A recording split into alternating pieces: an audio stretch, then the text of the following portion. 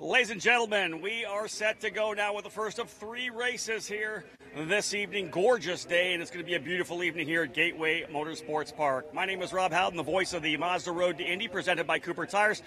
Thrilled to be here, as we all are, at Gateway. What a fantastic racetrack. Rave reviews from the drivers as we get set to roll with the second rung of the Mazda Road to Indy, the Pro Mazda Championship presented by Cooper Tires. 9 drivers set to go. And of course, this event, a very important one in the schedule, as we are down to just 3 races for these drivers as they pursue the championship. A doubleheader will cap the season next weekend at Watkins Glen International, but this oval race tonight is going to be big in terms of who is going to win this championship. Let's have a look at the grid of 9 drivers who are getting set to roll here for their 55-lap main event here this evening. Starting in the 9th position on the inside of row number 5 for World Speed Motorsports in the red apple number 14. Out of Idaho, it's Stingray Robb. Rookie driver Stingray Robb starting in the 9th position. We'll move our way up now to row number 4, starting on the outside for Fat Boy Racing. In the number 31, Brendan Puderbach. Puderbach in the national class, one of our rookie drivers, starting in the 8th position. Inside of Puderbach in row number 4, starting in the 7th spot out of Houston, Texas, in the Title Boxing Gym, World Speed Motorsports, number 13, multi-time Masters and National Champion, Bobby Eberle. Eberle starting in the 7th position. Up to row number 3 on the outside. One of the great stories this year in the Pro Mazda Championship. We talk about how many young drivers we have in this program, how these young pilots develop their craft and work their way towards the Verizon IndyCar Series. Well, ladies and gentlemen, starting on the outside of row number 6, I don't care who you are in the grandstands, you can root for him. 60 years of age, Jeff Green, ladies and gentlemen, starting in the 6th position. A tremendous driver, great speed, qualified well at over 135 miles per hour. Green in the Uncos Racing, number 60, starting in the 6th spot. We'll now roll our way through the 3 Team Pelfrey cars. Very easy to pick up on the racetrack. The vibrant yellow and black for Team Pelfrey, that trademark livery. We'll start on the inside of row number 3. Starting in the 5th position from Russia, now living in the U.S., the rookie driver Nikita Listoshkin in the number 80. Listoshkin alongside Green on row number 3. It'll be all Team Pelfrey on row number 2. These drivers both qualifying at 135.7 miles per hour. So close. On the outside from Brazil, rookie driver in the number 81, Carlos Cunha. Cunha starting in the 4th position. Inside of row number 2, out of California, ladies and gentlemen, in the number 82 for Team Pelfrey, second-year driver, the American T.J. Fisher. Fisher in the 82, starting in the 3rd spot. To the front row now. Here is a battle, an international series for sure. We have a Brazilian on the outside, the Aussie on the inside. These 2 drivers have been swapping back and forth race wins here this year. Starting on the outside for Uncos Racing in the yellow and blue and white number 23. Put your hands together for Victor Franzoni. Franzoni starting in the 2nd position, 139.4 miles per hour. For the driver on the pole position, new track record, 140.001 miles per hour, coming off a weekend at the Mid-Ohio Sports Car Course where he won 2 of the 3 races. Your current point leader, your reigning USF 2000 champion, trying to go back-to-back on championships for Cape Motorsports in the sole red number 8, the pole sitter, Anthony Martin. Martin and Franzoni will be on row 1, Fisher and Cunha row 2, Listoshkin and Green, row 3, Eberle and Puderbach, row 4, Robb on row number 5. 9 Mazda rotary power plants ready to fire up here and go for 55 laps. We'll see who's going to win here on this incredibly challenging racetrack. Waiting with me right now to get things underway, to fire up these engines, the words we want to hear to get these guys underway. From the Bommarito Automotive Group, Bo Bommarito down here with me for team sales and service coordinators. We get set to go. Ladies and gentlemen, these drivers, this is their first time here on an oval in 2017. They can't wait to go to work for you. We're going to start the first of 3 races here, ladies and gentlemen. Pro Mazda, they are getting ready to roll. Again, drivers just waiting for the call to fire up these 280 horsepower power plants, and we will go racing with the Mazda Road to Indy. Here we go, folks. On behalf of the Bommarito Automotive Group and our over 2,000 team members and families here today, welcome to Gateway Motorsports Park and the Pro Mazda Series. Gentlemen, start your Mazda engines.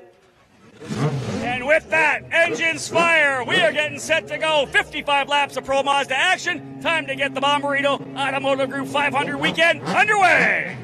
She's going to pick you up the brake. Okay, I'm guessing we'll be taking this out of the...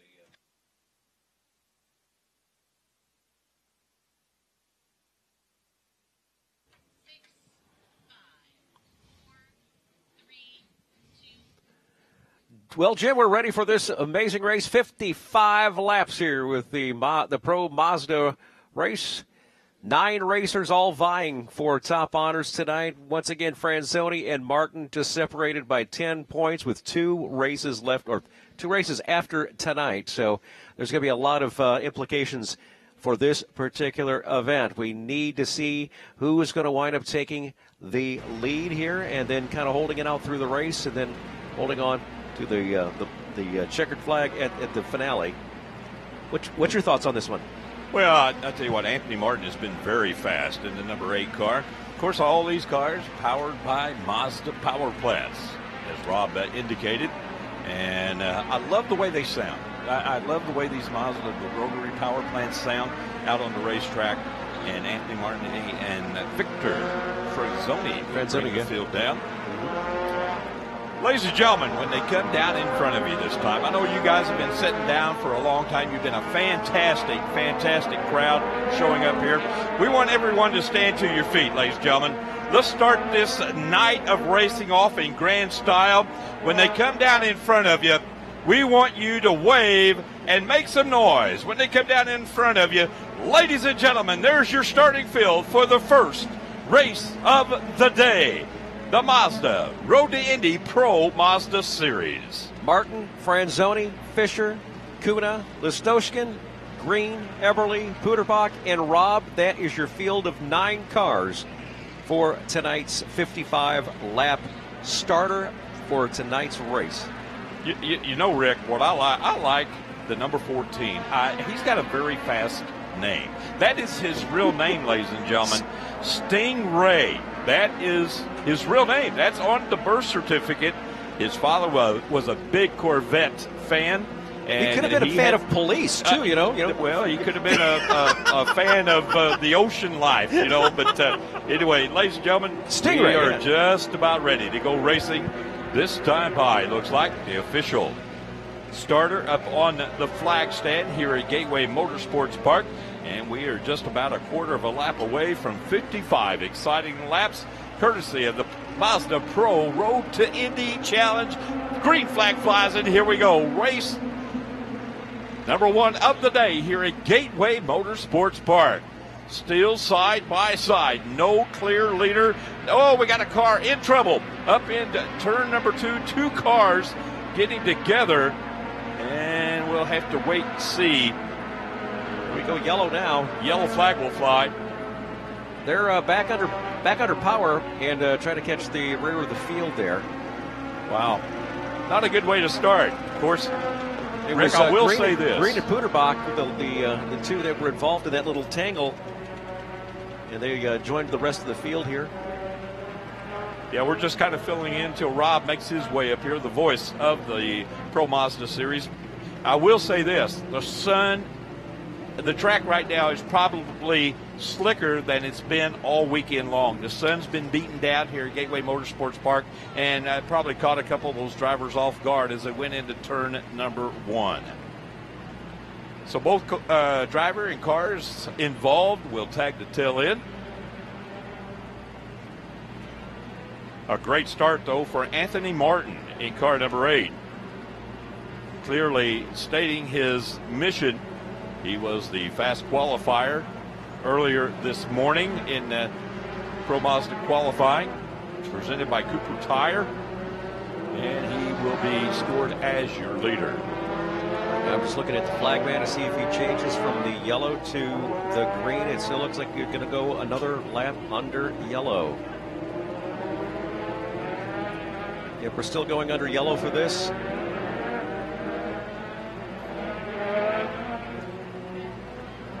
And the yellow flag does fly. Looks like we'll go at least one more lap. Under caution now, the furl green flag in the hand. We go racing next time by. Looks like a single file restart.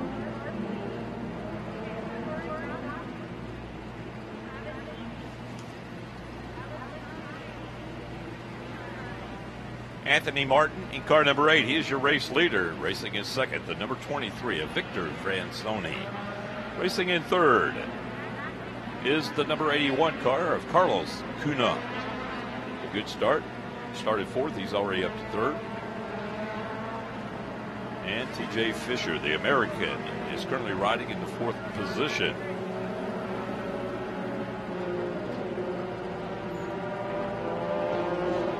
And here comes the voice of the Mazda Pro Road to Indy Series. Here's Robb.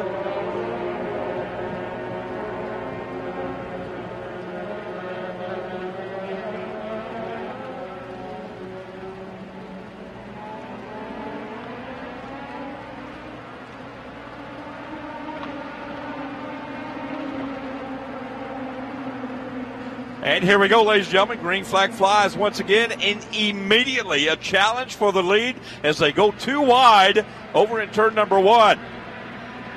Anthony Martin and Victor Francosi going at it up front. Francosi now down to the bottom, challenging for the lead in turn number 3 as they go side by side. Great racing, guys.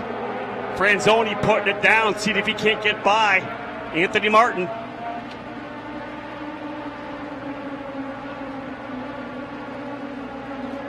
We also have one of the Pelfrey drivers in there.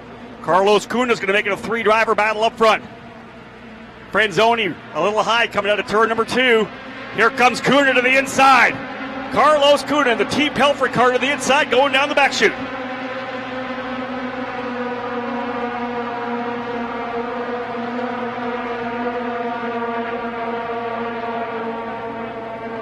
This is the battle we were hoping for the Team Pelfrey cars to dial things in.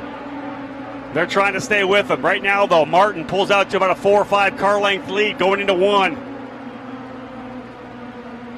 They were on top of each other to start.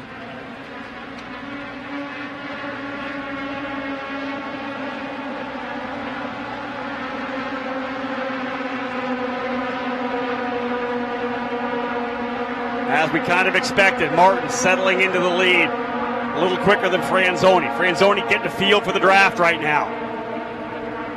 Does he get any kind of understeer going to the corner? We watched him push up at a half a car width, half a lane on lap number 2, and Cunha came attacking. Right now, Franzoni closing back in. Cunha now runs in 3rd spot. Fisher in 4th. Listoshkin 5th. Robb up to 6th. It was Green and Puderbach who spun early. But we are back to racing. Stingray Robb trying to put the pressure down on Jeff Green. They run 6th and 7th.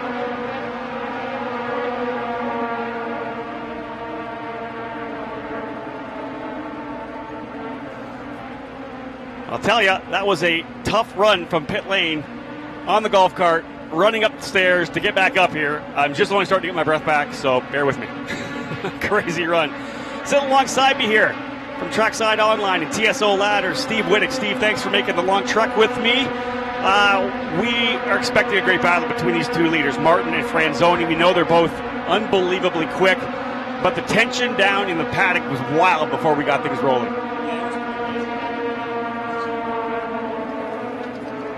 It was pretty amazing to be down on in the paddock with those two drivers before the race started. They were parked side by side before they got in their cars. And neither driver was looking at each other. The crews weren't looking at each other. It was pretty tense. Well, again, we're talking about a serious prize. Almost $800,000 is the scholarship that will send one of these drivers to Indy Lights in 2018. The champion will do that. The guy who finishes second, probably going to get a new Mazda car. That's about it, and that's tough for him. But I'll tell you, we got a great battle here. They're going to go to Watkins Glen. This thing is not going to get decided here. Potential to have a championship decided in Indy Lights for Kyle Keizer, but right now we just have these two drivers battling it out. Franzoni with a tremendous run coming out of turn number 2. He's closing in here as well.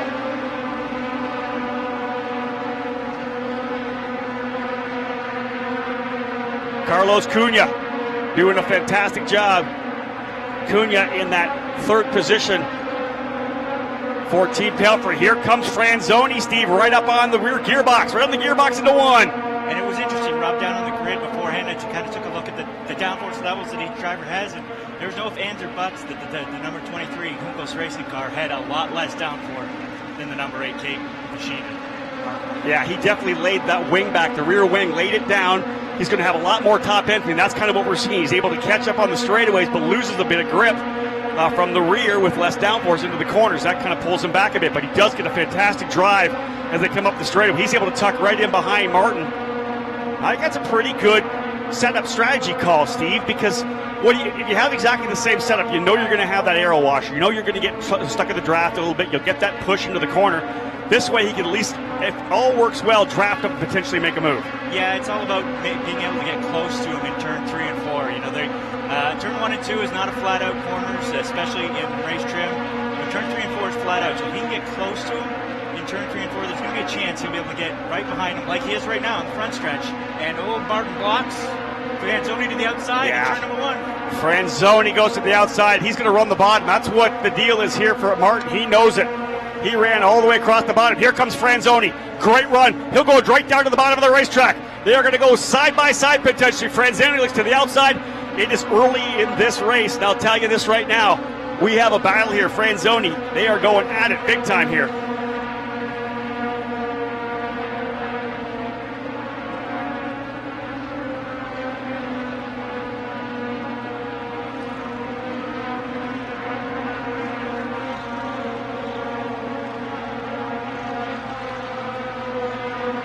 So the battle up front here, absolutely stellar.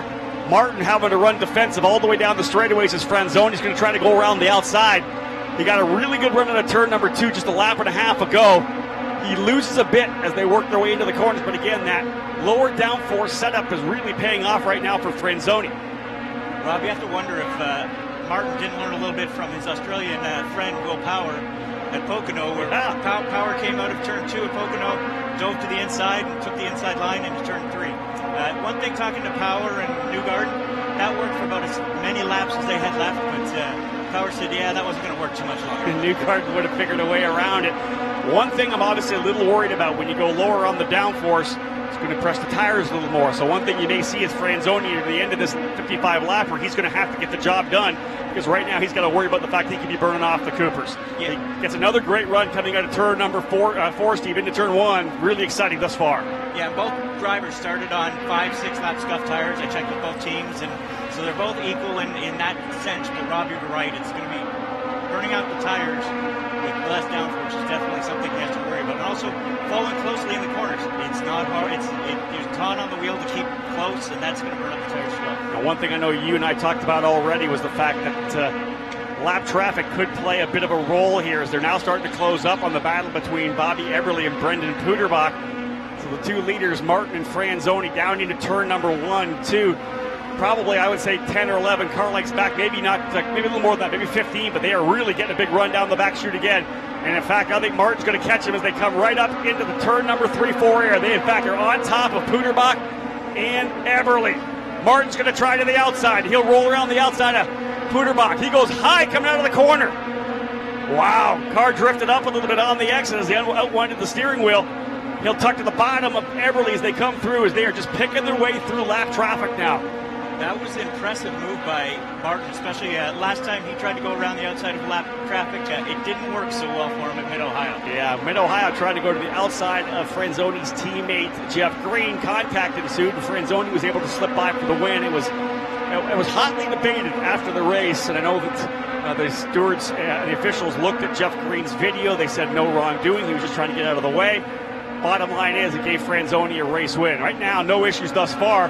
Martin, though, all the way back to the bottom of the racetrack again. Franzoni, relentless with his pressure. He'll try around the outside. Here comes Franzoni out of turn 2. They're side by side. Franzoni's going to get a better run. We have a new leader halfway down the back straightaway. Martin's going to try to hold it to the inside. Can he drive it to the bottom? Make it stick. He does so. Stays at the bottom. And no, Franzoni around the outside. Book it.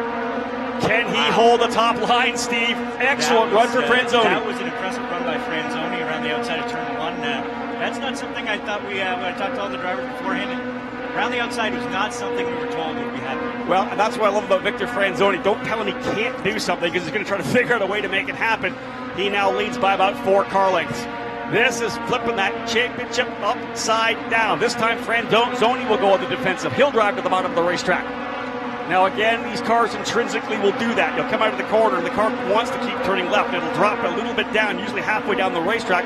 They'll spool it back up, load the car to get back up into the next corner. So that kind of curving nature is coming down the straightaway is really just a sample of what you get with the chassis setup. It's what you do to get the car to keep rolling, to try to keep resistance off the wheel, and then set up for the next corner. But right now, Franzoni starting to stretch away here. I want to say 4 or 5 tenths of a second separating first and second. As they run on the racetrack right now, Steve, these drivers will be tied with 286 points. They could be tied going into the finale at Watkins Glen. That would be a fantastic thing for the fans at Watkins Glen. Yeah, it was interesting. I sort of took a look at the bonus points that these drivers can score. You know, they can get a bonus point for winning pole, having the fastest lap of the race, and also for leading the most laps. And so far this season, that's where Martin had the advantage. He came into the race with a 5-point victory, or 5-point lead. He had a 6-point lead in bonus points. So, as we know, bonus points are awfully big. Could be exciting here, folks. A lot of racing still to come. 34 laps still to go. One of the things we talked about already was the low downforce setup for Victor Franzoni. We are now going to watch what those tires do over the run. He just took a new fast lap of the race, 141.214 miles per hour.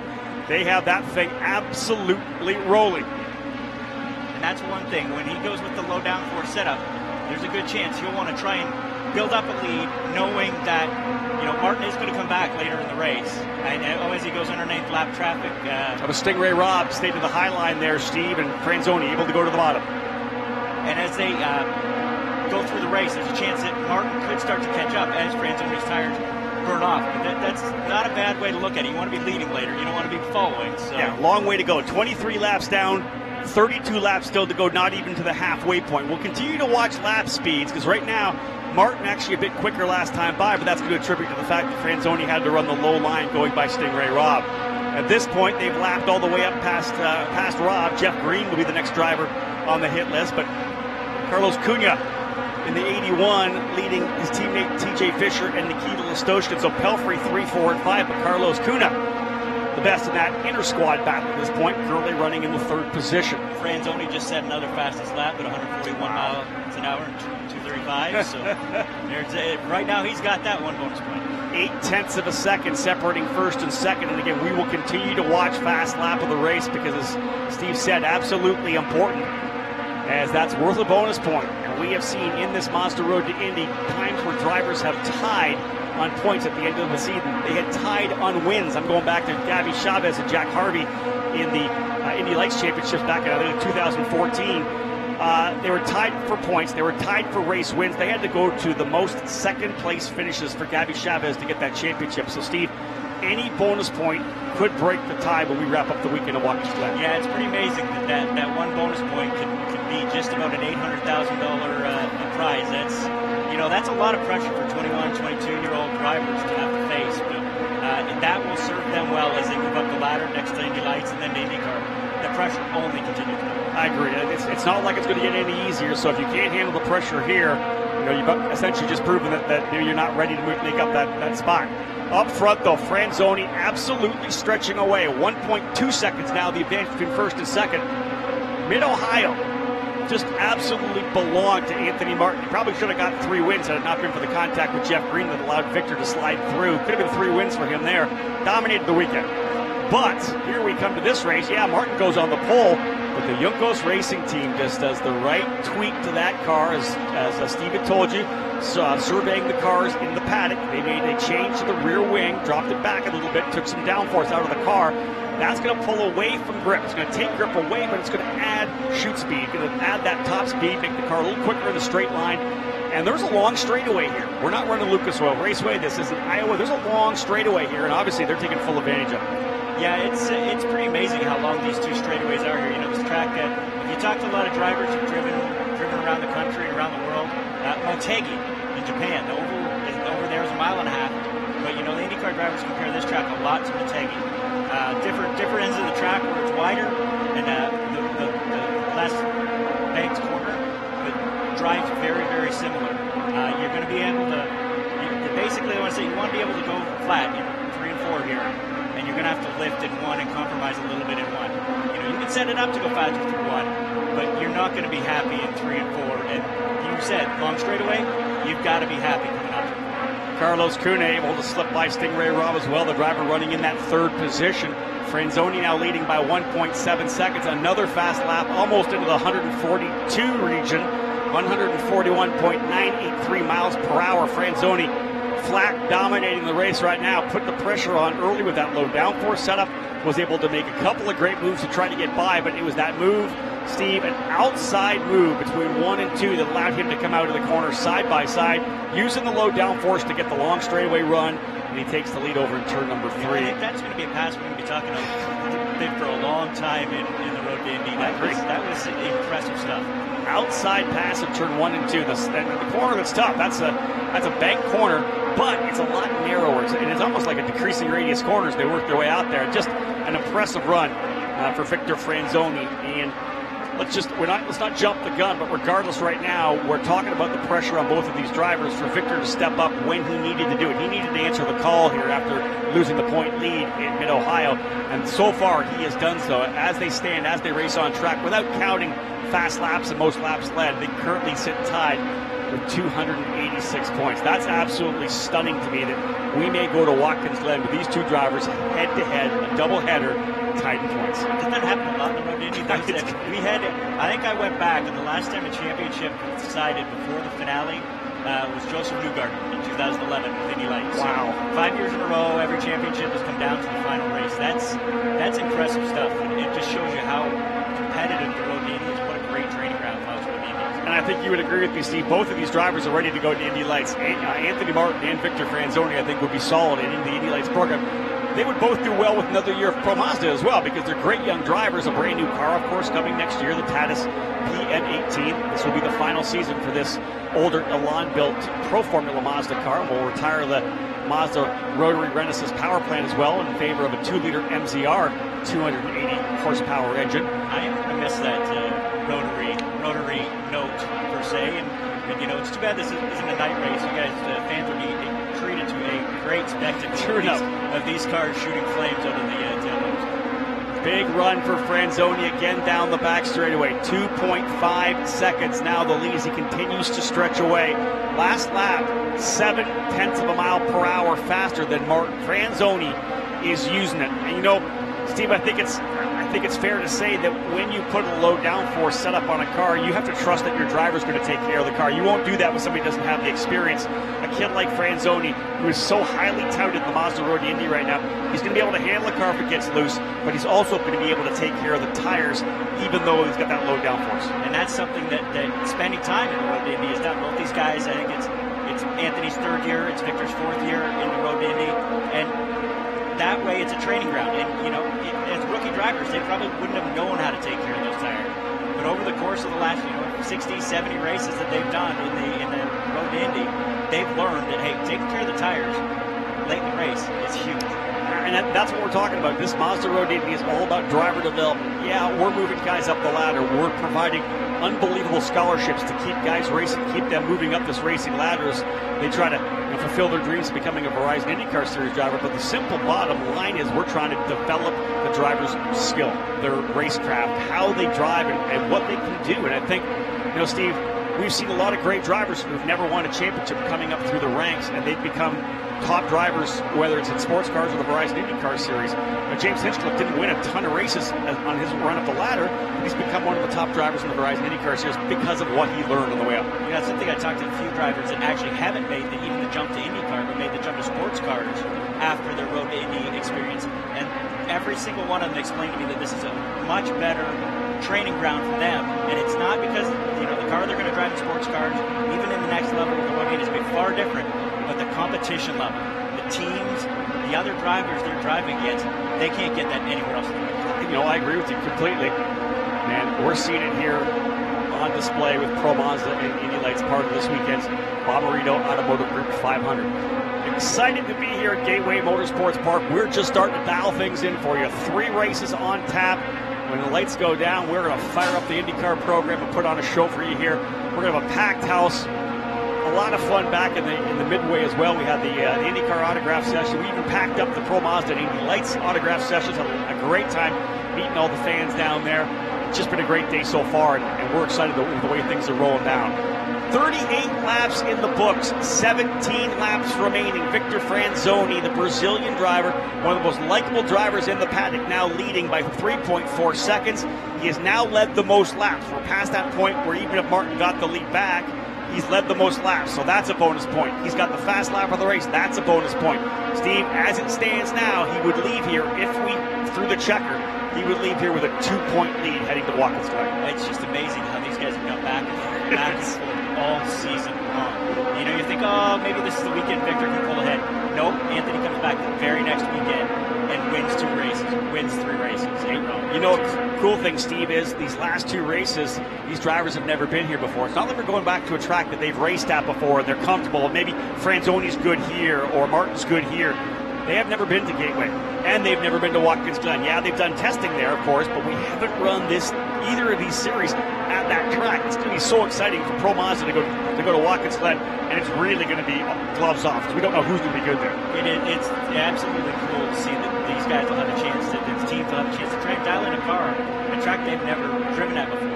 And, you know, you can look back at historical results on tracks that are similar, but we don't race anything a lot like Watkins Glen. High speed, high grip.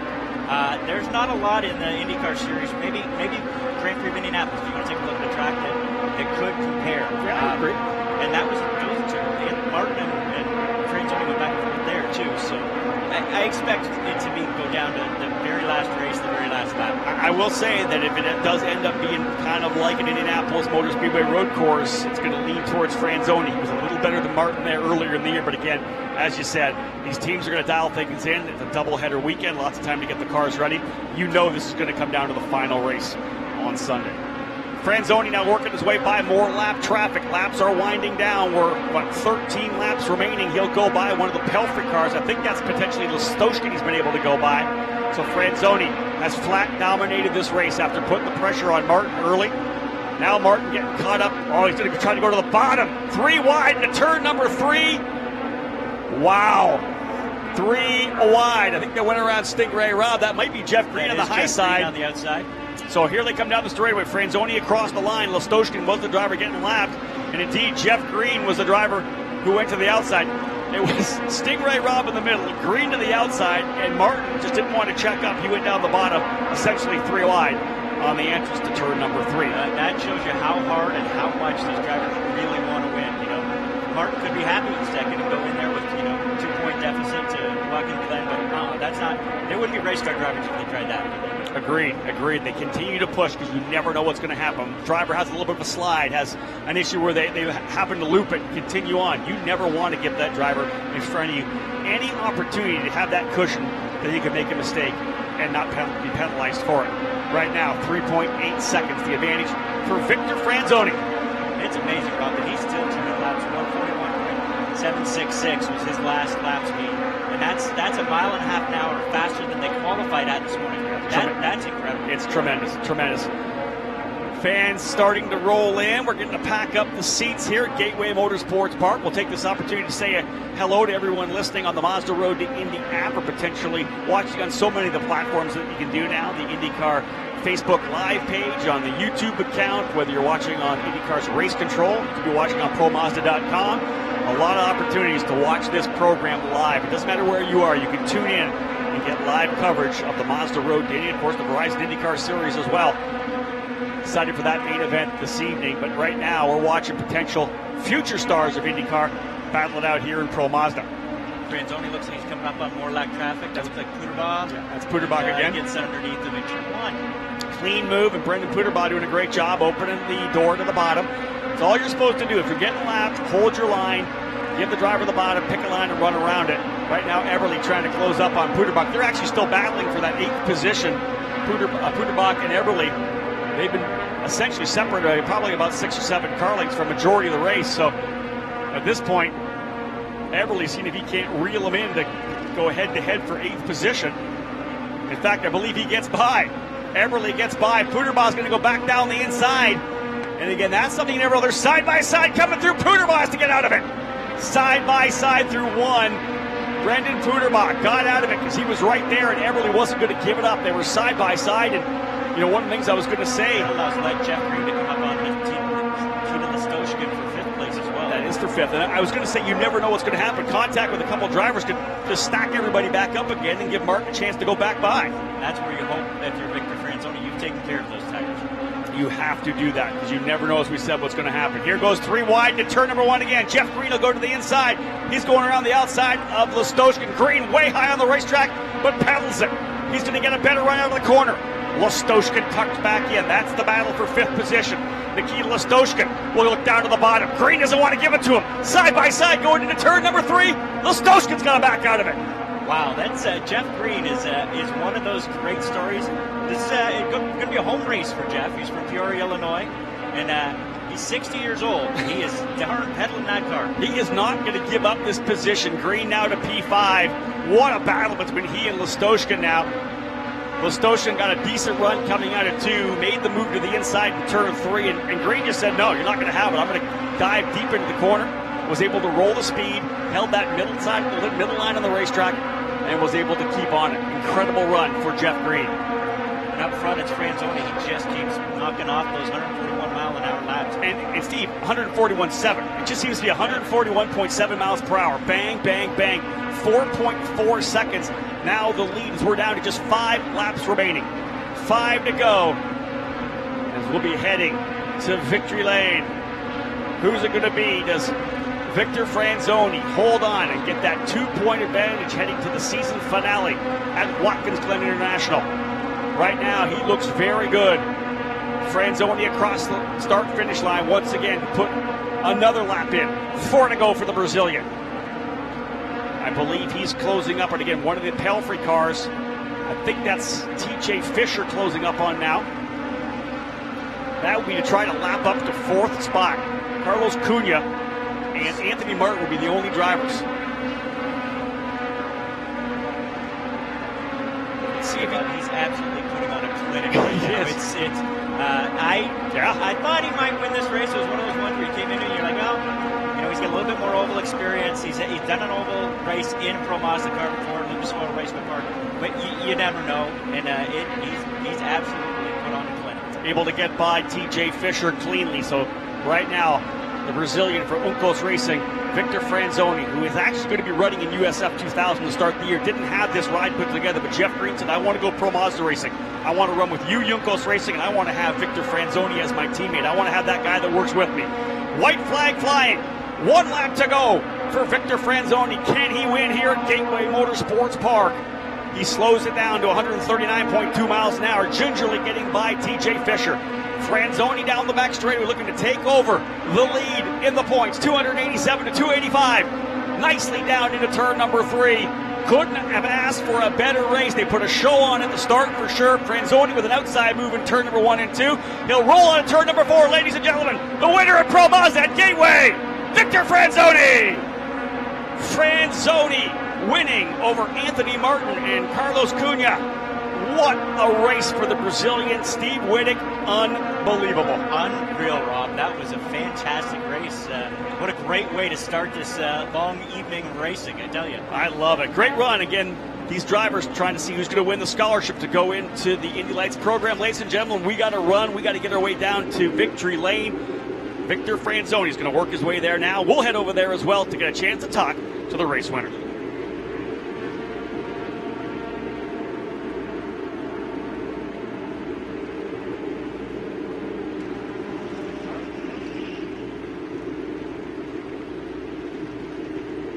Fabulous job, Victor Franzoni. Fabulous race going on this afternoon. Victor Franzoni out of Juncos Racing.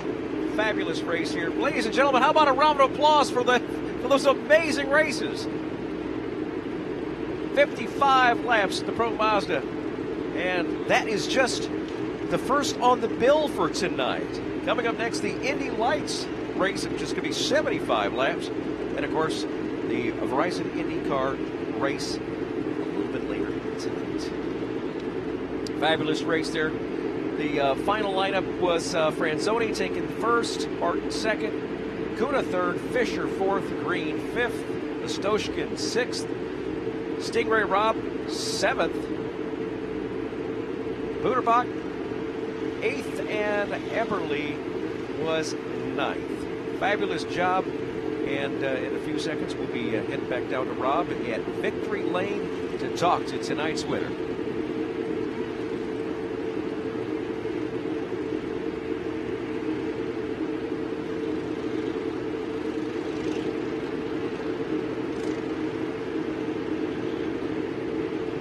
Race fans, just a reminder, we've got another half hour or so of that autograph session going on in the Honda dealer's tent. A chance for you to get a couple more autographs tonight. And that is going to be Cardinals player Brad Thompson and Jamie Rivers from St. Louis Blues once again till 6 o'clock tonight in the Gateway Honda dealer's tent.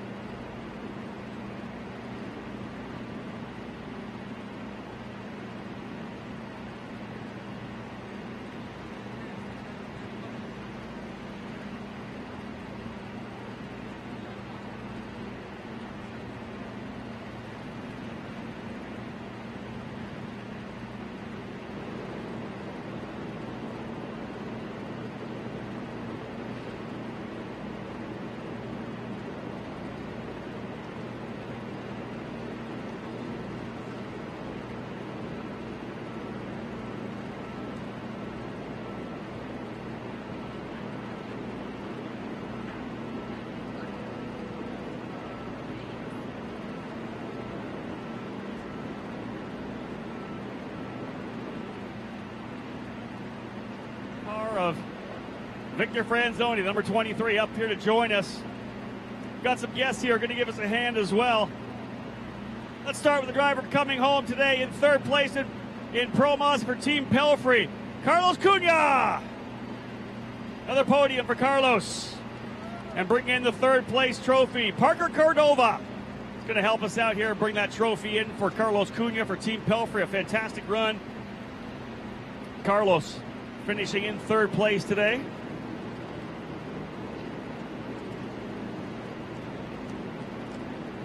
Finishing in second position, definitely a battle. Coming home in second spot, Anthony Martin from Gateway Motorsports. Anthony Martin, second place today to bring his trophy, and Jordan Vogel will present him with his second place trophy.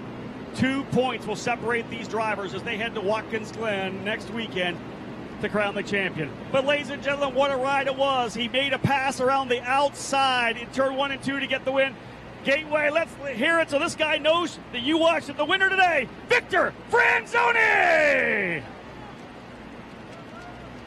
Thank you so much, Gateway fans. Victor Franzoni will get his trophy presented by Jalen Waddington. Jalen, bring that trophy, and what a ride there for Victor Franzoni. Again, the outside in turns number 1 and 2. Victor, quick to come up down, have a quick chat with me. Listen, it's so important right now for this championship to get wins. I know that in Mid-Ohio, you won once, Anthony won twice. You had the point deficit, but you come here, and what a run. Talk about your race and what it was like to drive that car in the first couple of laps. First of all, I'd like to thank Mazda, Cooper Tires, and Bommarito Automotive Group for the amazing race, that amazing weekend. And what was crazy, the whole weekend, since the test, we were not believing we could win here. We were never faster than Anthony. And then after quali, I was really slow. Not 2/10 in the oval, it's really slow. And then we were like thinking like crazy until we finished the car 5 minutes before race. We made a lot of changes, and then we went to the race like, let's see what happens. And then the start of the race was really difficult to drive behind Anthony. It was crazy oversteer. In the first turn, the first lap, I tried to make a move from outside. I really drifted the whole turn. It was crazy. I was like, oh my God, it's gonna be a crazy race. But after I could go to the first, the car was perfect. Junko's race again, they made a great car, and it was unbelievable. It was even better because we didn't think that we could win. Congratulations. We won. There he is, folks. One more time, Victor Franzoni, my winner today in Pro Mazda. Tremendous run for Victor, as he definitely gets the job done. Again, our podium drivers today, Victor Franzoni with the win, Anthony Martin in second, and Carlos Cunha in third. 3 different teams on the podium as well, Team Pelfrey, Gateway Motorsports, and Uncos Racing. We are getting ready to roll with the top rung of the Mazda Road to Indy, presented by Cooper Tires. The Indy Lights drivers getting out onto the grid for their main event here as well. Again, we are giving you a good look at the future stars of the Verizon IndyCar Series. What a tremendous run on the oval here at Gateway. We wondered what kind of passing we were going to get. Well, Victor just showed us. You can pass on the outside in turn 1 and 2. You may have to drift a little bit, but you can definitely get the job done. Lap traffic did a fantastic job staying out of trouble, holding their line. That's all you can ask from those drivers. Clean and green, green to checker. Exactly what we want. Future stars of the IndyCar program right here, folks. Victor Franzoni, Anthony Martin, and Carlos Cunha. These are drivers you could see here in a couple of years running in the big show, the Verizon IndyCar Series. Again, big thank you to everyone from the Bommarito Automotive Group. This was the Pro Mazda St. Louis Oval Challenge presented by Cooper Tires.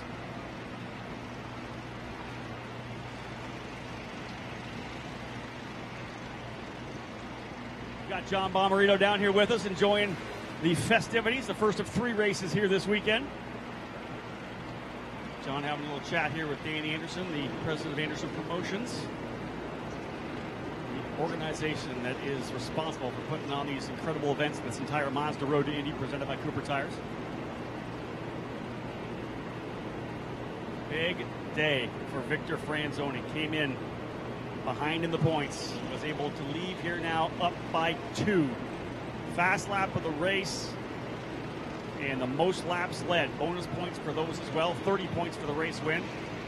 Anthony Martin put the car on the pole to get that bonus point, so cut the bleeding a little bit. But the bottom line is this series will go to Watkins Glen next weekend with a championship up for grabs and a scholarship of worth just under $800,000 to run next year in the Indy Lights series. For one of these drivers, it will be a dream come true, the chance to get into the very top level of the Mazda Road to Indy, presented by Cooper Tires.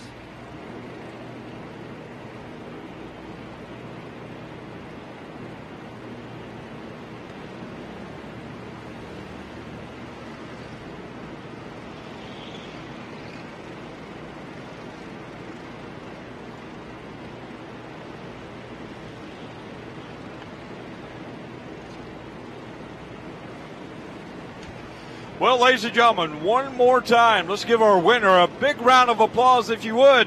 They drove their hearts out, and other than that first lap, it was caution-free. That's what we like to see. Ladies and gentlemen, the Barbarito Automotive Group is one of the country's largest privately held automotive groups. Barbarito is ranked among the top 50 largest automotive groups in the nation. Barbarito has over 12,000 new and pre-owned cars, trucks, and RVs or SUVs with every make and model at every price point. Barbarito offers an exclusive 10-year, 200,000 miles. That's right, that's what I said. 10-year, 200,000-mile nationwide warranty. The best backed cars in America are from Barbarito. Family owned and operated for 45 years, the Barbarino family and owners Frank and John Barbarino continue the tradition and mission to make sure every family has at least one Barbarino vehicle in their driveway. Barbarino.com is one of the top searched automotive websites in the country. Make sure you log on to Barbarino.com 24/7 for all your automotive needs and race to the savings on your next new or pre-owned vehicle. Your next purchase is just a click away. Follow and like Frank and John Barbarino as they tweet and post daily about the automotive industry and everything they have a chance to see prior to the official release to the public. Plus, gain some huge insights on where the automotive market is driving us in the future. Barbarino is a nationally recognized new and pre-owned Motor Trend certified dealer. Vehicles are guaranteed with a nationwide comprehensive warranty. Barbarino Automotive Group sells and ships thousands of vehicles nationwide. Make sure you download the Barbarino Automotive Group app for the full race schedule and all things Barbarino. And once again, Ricky, we definitely want to thank this fantastic John and his brother. They have just, they have just opened up the gate for the race fans this weekend. And, you know, you hear us talk about this, ladies and gentlemen, but there's a lot of work that went in to, I mean, I know some of you folks are coming here for the first time, but those of you that have been here before, I mean, the festivities, we've had live music going all day today. Yesterday evening we had live music. We got the Monster Energy stunt show back there in the back. We've got vendors here. We've had the autograph sessions. And, you know, at 7:15 we're going to have the pit stop competition. You know, that's going to be great. And we are definitely looking forward to that. And then we cap it off tonight after the post-race interview with the winner down on the front straightaway. We are going to let down the front straightaway gate on this side and let you folks walk the track. And I understand that you will not be alone, as some of the IndyCar drivers will be coming out and walking with you. So we definitely want you to enjoy all of the racing here at Gateway Motorsports Park. Another cool thing, Jim, is you're watching the racing. How about being a part of the racing by going over to the Kartplex? The Kartplex is going on right now. You can see the racing going on. You're probably sitting there going, I would really like to do that. But you know something? I just don't have the time to do so today. Please make it a point to at least stop on by before you head on out and go in there, get some information. Plan your next outing at the Kartplex. Might be a family outing, might be a birthday, might be a bachelor party or a bachelorette party for that matter. It might be a team building event for your office. The Gateway Kartplex has got a lot of great things going on. They're safety conscious, and they want to, of course, bring out the best in performance and bring out the best in you. 60 mile an hour carts going around the track. It doesn't matter if you're 5 years old or 85 years old. They'll take care of you at the Carplex. I want you to head on over there this afternoon and find out what that's all about. Before you leave tonight, make sure you go over there and at least get to meet all the cool people over there and get to know what the Carplex is all about. They've got racing on Wednesday nights, and actual league racing. They've got special events on Tuesdays and Thursdays, and a chance for you to save a couple bucks here and there. Once again, the Gateway Carplex is there for you to check out. It is really cool, and you'll be kicking yourself if you didn't at least check out what it's all about. Well, coming up in about 15 minutes, race number 2 of the 3 here at Gateway Motorsports Park, the Indy Lights. I believe that race is scheduled for 75 laps, I believe. 75 laps, 75 laps, and then when that is completed, we'll go at 7:15 with the Indy Racing Series pit stop competition. Now, that's going to be exciting. I've never seen one of those. Yeah, So it's going to be fun. Yeah, It's going to be a lot of fun. the pit thing is going on at 7:15. Highly recommend you stay in your seats for that. Don't want to miss a single minute of what's going on tonight here at Gateway Motorsports Park. The Bommarito Automotive Group 500, and you're a part of it. You know, ladies and gentlemen, coming up in this next Indy Lights race, keep an eye on the number 84 car. I know a lot of you people have seen him race. You guys might not know it, but you have definitely seen him. If you've been to a USAC or a Power Eye Midget race, you have definitely seen this driver at one time or another. This is Chad Boat. He is the son of Billy Boat, a former Indianapolis 500 driver, and he is also inducted into the National Midget Racing Hall of Fame. So Chad Boat will be driving the black number 84. So I know we got a lot of open-wheel dirt fans, and this is definitely a driver to keep your eye on and make some noise for him and cheer him on. He could be in victory lane when it's all said and done.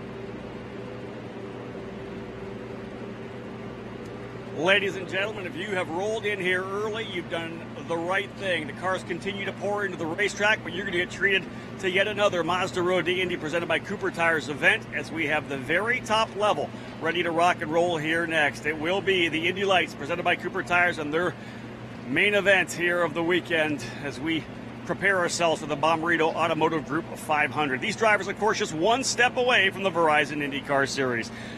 15 drivers are set to take the green here. Let's have a look at the grid as they are all ready to fire things up. Starting on row number 8 on the outside. Good to have this driver here with us. Making his debut in Indy Lights, a driver well known in the USAC midget ranks. He's won those 3 of his last 6 races. Ladies and gentlemen, for Bilardi Auto Racing, starting in the 15th spot, number 84, Chad Boat. Chad Boat starting in the 15th position. Moving now to row number 7 on the outside from Mechanicsburg, Pennsylvania, the rookie driver for Carlin Racing in the number 11, Garth Rickards. Rickards in the number 11. Inside of row number 7, starting 13th, your reigning Pro Mazda champion. He won the very first race of the year, the Grand Prix of St. Petersburg. The driver for Bilardi Auto Racing starting in the 13th position, the rookie Aaron Tealitz. Tealitz in the Soul Red number 9 machine. The Mazda sponsorship On the side of that car, of course, the scholarship for winning the Pro Mazda Championship. Moving now to row number 6. The driver to keep your eye on, this may be one of them. In the blue number 26 for Carlin Racing, Matheus Leist out of Brazil, the rookie starting in the 12th position. He won the first 2 oval events of the year, the Freedom 100 and the Iowa 100 as well. Matheus Leist, 2 for 2 so far in oval racing, but he is going to start back in the 12th position. A lot of work to do for the young Brazilian. Inside of that row, driver out of Toronto, Ontario, Canada for Andretti Autosport, the number 28 of Dalton Kellett. Kellett starting in the 11th spot. Just about 3 minutes to go before we fire up these engines. Into the top 10 now. Row number 5 on the outside from Cornelius, North Carolina for Bilardi Auto Racing. Number 51, Shelby Blackstock. Blackstock starting in the 10th position. Inside, a young driver out of Argentina. Very talented young pilot. Rookie in the series for Uncos Racing. Number 31, Nico DePero. DePero starting in 9th. Rolling now into row 4, an All-American row 4, starting on the outside from Los Gatos, California, second year in the series for number 22, the Carlin Racing pilot, Neil Alberico. Inside, a driver with a last name you know, his father, Brian. A lot of success in IndyCar. He is coming up and definitely one of the drivers to watch here in this Indy Lights program. Rookie driver, a winner already this year for Andretti Steinbrenner Racing. Number 98, put your hands together for Colton Herta. Moving up now to row number 3, starting on the outside from Montreal, Quebec, Canada. A race winner at Road America for Carlin Racing in the number 13, Zachary Clement de Mello. Into the top 5, the driver starting on the inside of row number 3. 3 times a winner already for Uncos Racing. Ladies and gentlemen, a chance for this driver to clinch the $1 million scholarship that goes along with the championship. Out of Santa Clara, California, starting in the 5th position, number 18, Kyle Keizer. Keizer, your point leader, starting from 5th. Moving now to row number 2, starting on the outside, a driver out of Ohio in the number 48 for Andretti Autosport, the rookie Ryan Brutia at 255 points, back to Aaron Teal at 233. Just 22 points separate 6 drivers, so there is a lot on the line with just 2 races to go. But for Kyle Keizer, he is eyeing that championship, and along with it, the scholarship money from Mazda to take to the Verizon IndyCar Series to compete in the Indianapolis 500 and put towards a possible full-time effort in the Verizon IndyCar Series. Davey, let's talk a little bit about this racetrack. Great to be back here at Gateway, and a lot of different challenges going to be presented these drivers' way today. Yeah, you know, one thing they've done since we've been here is they've repaved this. This is fresh pavement, and it's smooth as glass. You can't find a bump out there if you try. The only bump is a little bit on pit lane coming in. But the track, it's a little different pavement, very, very smooth, but it's hard to get gripped in. When I say that is, it's hard to get the rubber laid down. Now, with all the divisions here this weekend, it seems like the bottom line is pretty well gripped up, super fast. We broke track records in every division here, but the outside line's still pretty slick, so it's going to be interesting to see if we can do some outside passing right here. And I think the passing zone, again, is going to be down in turn 1. Well, it's time to go trackside to get these Mazda engines fired up. Here's the command to start engines here at Gateway. On behalf of the Bommarito Automotive Group and our 2,000 team members and families here today, welcome to the Gateway Motorsports Park in the Indy Lights Series. Gentlemen, start your Mazda engines. That was the voice of Tom Bommarito. Of course, Bommarito Automotive Group, the title sponsor of this entire weekend.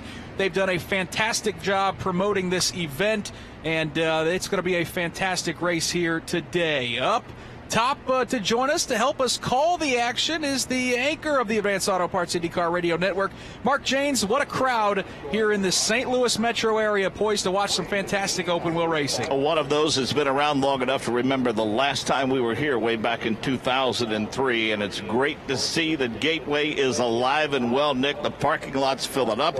We look out to the interstate, we see fans continuing to file into this fabulous facility. A 1.25 mile racetrack, as you mentioned, freshly paved, the front straightaway, back straightaway, over 1,900 feet in length, minimum width 58 feet. It's plenty wide down those straightaways, but narrows up plenty into the turns. The banking, turn 1 and 2, 11 degrees, turns 3 and 4, 9 degrees. This facility opened in 1997.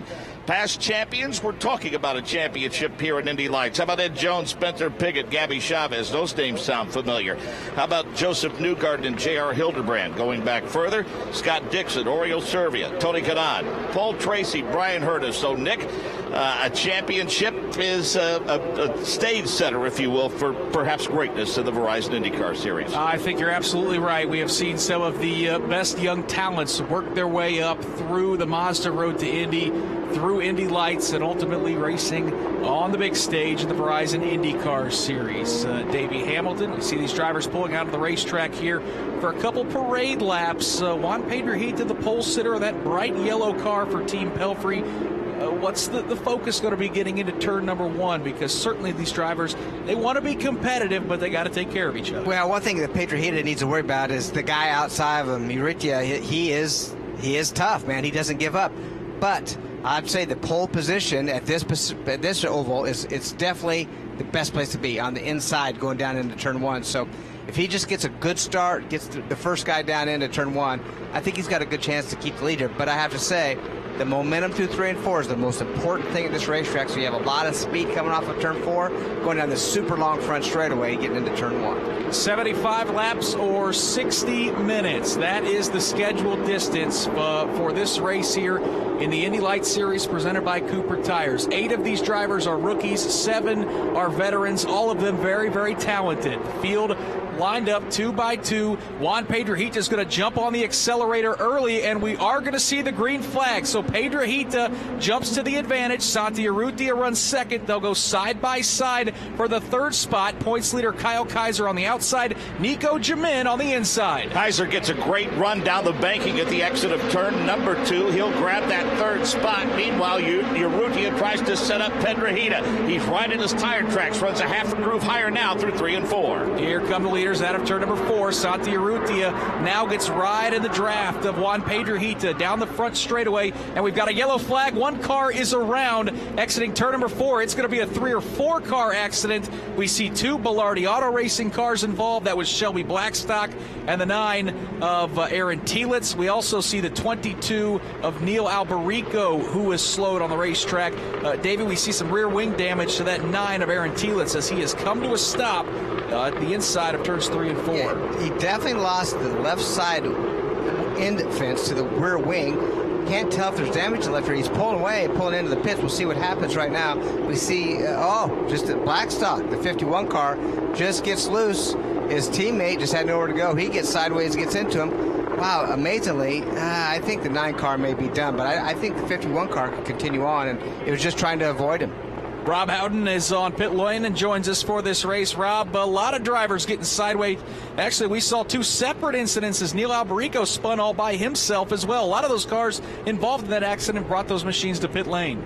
Yeah, right here, right now with Shelby Blackstock and Aaron Tielitz to give you an update on damage. It's a flat left rear for Shelby Blackstock. They're putting a new tire on. They're already going to hit rolling already. Moving down here to Aaron Tielitz, though, major damage to the rear wing. The whole end plate's off. Really big contact on the rear attenuator of that car as well. So someone might potentially backed it into the wall as well. But again, they're going to work here, Nick Yeoman, to see if they can't get Tielitz back onto the racetrack. But wing damage number 1 for that race car. Davey, what's to tell you about these race cars or the racetrack? The fact that we saw 2 different drivers get sideways there in 3 and 4. Well, I think the problem is on this particular racetrack, I think we should have went with a couple warm-up laps. We just did 1 tie by and came to green.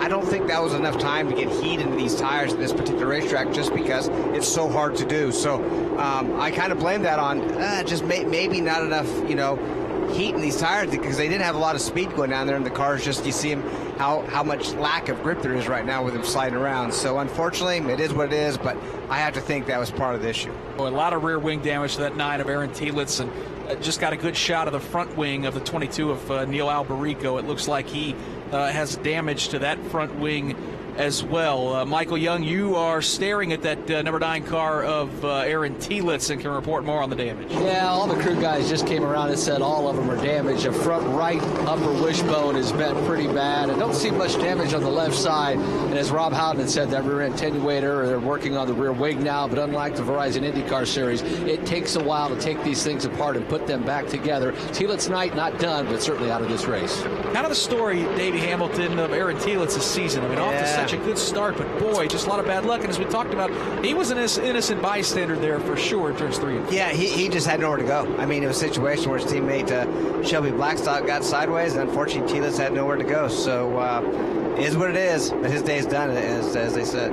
So here's how they shook out after that yellow flag. Juan Pedrohita holds down the lead. Santi Urrutia was looked like seconds away from pulling out and trying to make a pass on Pedrohita before that yellow flag came out. Championship leader Kyle Keizer moved up from 5th to 3rd right at the beginning of this race. So our championship leader needs one more spot to clinch the championship. If he can bring that car home in the top 2, he'll win it here at Gateway.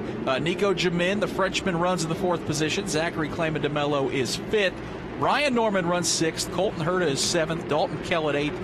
Nico DePero is 9th, and Mateus Laced is 10th. Mark Janes looks like the lights are off on the pace car. Pace car's actually pulled off the racetrack as we are set to go racing once again. Not sure that he'll be in contention, Nick, but we're keeping our eye on Chad Boat. Of course, his first race in the Indy Lights series, supposed to start in Iowa because of a USAC crash. Concussion symptoms took him out of the race car.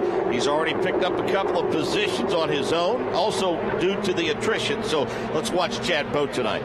Little wiggling from a few of the drivers in 1st and 3rd, and they'll race side by side into turn number 1. Here comes Santi Urrutia. He'll pop to the outside of Juan Pedrohita.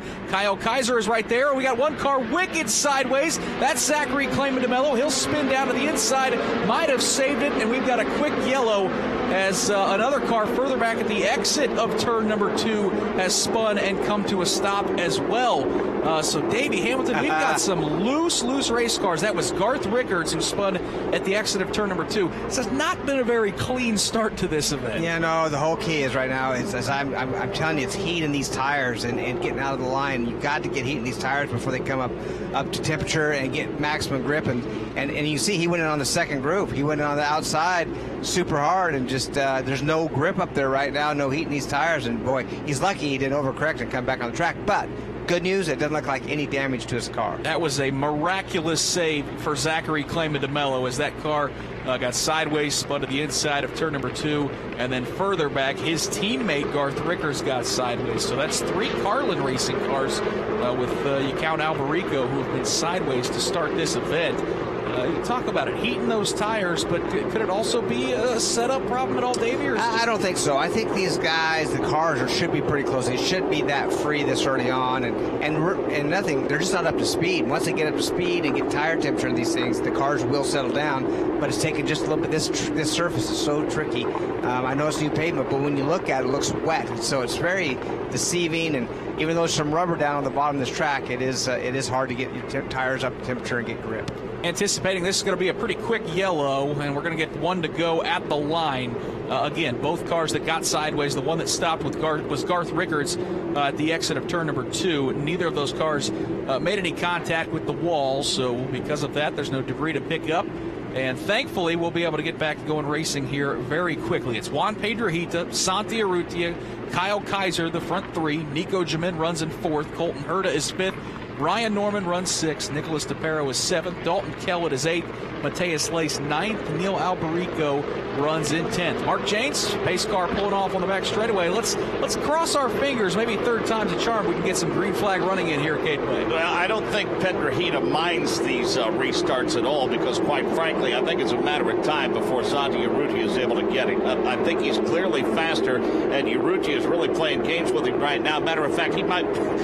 It almost looks like he's nudging him a little bit as they get into turn number 4. Yeah, these aren't stock cars. You can't really beat on a rear bumper, but Juan Pedrohita gets a nice jump, and we got a good battle for second. Championship leader Kyle Keizer is going to test that outside groove. He'll go to the outside of Santi Urrutia, about a lane and a half up the racetrack. Mark Janes, he's going to make it stick off of turn 2. Now, Kyle Keizer must have heard me giving props to Santi Urrutia because he made quick work of him in turn number 2, and as you mentioned, did it to the high side. Pedrohita with a 3-car length advantage. advantage now off of turn number 4. Boy, we got big problems towards the back of the field as we saw cars going 2 or 3 wide, side by side down the front straightaway. Mateus Lace to the outside. Nicholas DePero in that green and white car to the inside. That's about midway through the pack mark. They're going to run side by side through turns 1 and 2. Yep, but front 4 are single file. Front 5, in fact. Now that battle you were watching shakes itself out just a little bit. The 31 of Nicholas DePero has that spot. The whole gaggle of cars from about 10th place on back starting to stack up a little bit off of turn number 4. Boy, Dalton Kellett way out of the groove exiting turn number 4, but he's able to slide that car back down in front of Ryan Norman as Davey, these cars moving around a lot to begin this race, but finally it seems like we may be getting into some rhythm. Yeah, I think now they have tire temperature, which is key, getting some heat in these tires. They got a little groove down. They're comfortable.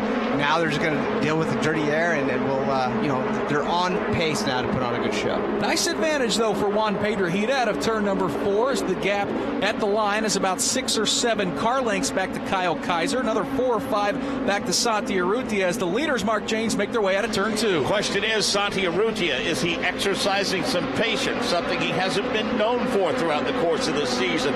He's keeping pace with Kyle Keizer. Keizer losing sight of Pedrojita a bit. It's about a 10-car length advantage as they enter turn 4. Front 3 roar out of turn number 4 to complete lap number 12. Let's check in on pit lane with Rob Howden. Yeah, guys, I'll tell you, you could have thought that maybe Kyle Keizer would come into these last couple of races, especially the race here at Gateway, and say, you know what, I'm going to stay out of trouble. I'm going to run mid-pack. I'm going to get some open racetrack. I'm going to win this championship. I'm going to be easy here. I'm going to go to Watkins Glen. All I'm going to have to do is start the race. I'm going to win the championship.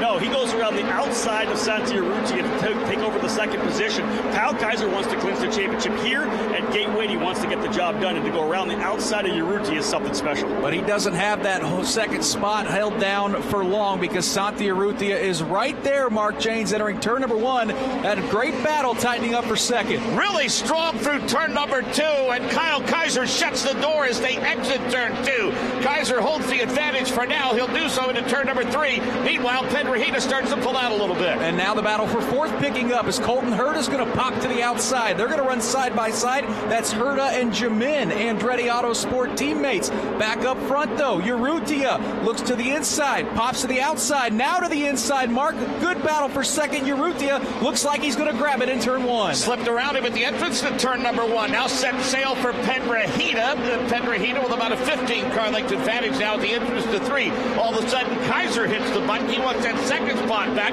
Now he lifts a little bit going into turn number 4. Maybe some good battling here early on. Juan Pedrojita comfortably 5 or 6 car lengths ahead, but for second, for 4th, and then further back, we see a lot of guys mixing it up early on. Yeah, the good news, this track is looking good. That second groove starting to come in. These guys are able to run up there.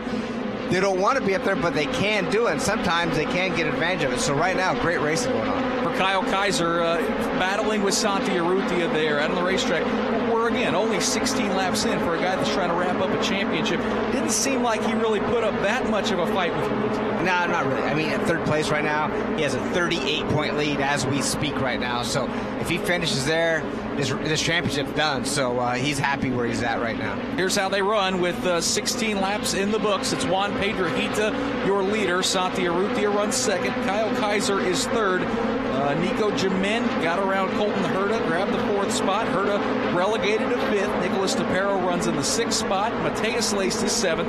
Dalton Kellett runs in 8th. Zachary Clement is 9th. Ryan Norman rounds out the top 10. Leaders, Mark James, arcing their way into turn number 1. DePero and Mateus Lace turning into a pretty good battle. That's the battle for the 6th position. It enters turn number 2 now at the exit of turn number 2. Lace gets a pretty nice run at the exit of the banking at turn 2. Pulls to win a couple of car lengths now as they set up for turn 3. Yeah, shouldn't be surprised by Mateus Lace charging from the back of the pack. He has 2 wins on ovals, one at the Bullring of Iowa Speedway and one at the Indianapolis Motor Speedway where he won the Freedom 100. He closes to within about 5 or 6 car lengths of Nicholas DePero as they roar into turn number 1. DePero right now, Mark James, about a 4 car length advantage over Lace. Both just off the outside retaining wall at the exit of turn number 2. Lace wants to get a little bit of a draft, might be a little bit too far behind him to take advantage of that. Meanwhile, just in front of them off of turn number 4, Colton Herta gets a really really nice run at the exit of turn number 4. He's all over the 27 machine of Nico Jamin into turn 1. Herta in that white and blue car. Jamin in the red and silver car will roar out of turn number 2. Herta had that car pinned to the absolute low line through turns 1 and 2. And Davey, he's getting a great run on Jamin headed to turn 3. They've been battling. These teammates been side by side. One time I seen Herta on the outside. The next time I seen him on the inside. Jamin he's the guy holding the line or holding the lead right now on Herta. But boy, they're close in speed. So. And the thing I'm noticing, Mark James, these drivers searching around using different grooves. Let's pick up that battle for 4th, exiting turn number 2. Nico Jamin through 3 and 4, went to the bottom of the racetrack. Herta switched that, went to the high side. Herta chose the bottom, was able to shave the advantage off a little bit. Let's see if that works for Herta this time. Nope, he'll follow him to the bottom of the racetrack. Both exit the turn 3-4 area at about the same pace. Herta, though, gets a nice run off of turn number 4, closest within 3 car lengths. Davey Hamilton, is there enough banking at this racetrack where you can get a run if you move up a groove or half? Not really. There is not enough, especially down there in 3 and 4. So you can't get up there and per se, triangle the track and get a runoff. There's not enough banking to do that. But I have to say that Herta's line, if you can keep it on the bottom and make a shorter circle out of it, I think it's better off as long as you can keep the throttle down. And that's what we're seeing with Herta coming off of turn 4 right now. He's able to keep it lower. He's still on the throttle, so he gains some spots or some time on Jamin. 22 laps of 75 in the books. Juan Pedrojita has led them all here at Gateway Motorsports Park. Santi Urrutia driving for Belardi Auto Racing runs in 2nd. Michael Young standing by with the car owner of that number 5 machine. Hi, Brian. Your 2nd place driver right now, Santi Urrutia, putting on a heck of a show. Clearly he's hungry and wants to get another win. Have you had an opportunity to talk to him on the radio? What's he saying about the car? He's not saying much right now, quite honestly. It's more the spotter just coaching him along and keeping him more patient than anything right now. Clearly an unfortunate incident early in this race. The story on Aaron Teal, will he continue or is he going to be done? No, they're working hard to get that rear wing put back on it. That's too bad he just got caught in our other team car was sliding. So it looks like they're going to get him back out here probably in 2 or 3 minutes. Good luck the rest of the way. Thanks. Brian Belardi, team owner of this Belardi Racing organization. Rob Houghton, another comment on that? Yeah, Michael, they are actually working feverishly. They tried to get one of the wings on here. The wing wasn't able to get on. They were struggling to get it actually onto position, so they went to a different wing for Aaron Teal. Of course, having to make sure that it has the right wing angle as well. They've got the thing fully up to give him full downforce. They're just trying to get him back on the racetrack here to get him some more laps. But again, the crew continuing to work on the car of Aaron Teal to get him back out on the racetrack, Nick. Good battle for the 6th position as Mateus Lace roared off of turn number 4. Looks like he's going to pull that pass off. So Lace grabs the spot from Nicholas DePero. Mark James as they roar out of turn 2. Hit the button all of a sudden at the exit of turn number 4, and since he made the pass, he's starting to pull away a little bit. Meanwhile, just in front of them, Colton Herta continues to work little by little by little at the exit of turn number 4. That battle Herta's involved with in the 27 machine of Nico Jamin. That's not a quiet when Nick Herta makes a move into turn 1. Boy, Herta got right up on the rear wing, had to take a look to the outside. I think it stalled his momentum just a bit.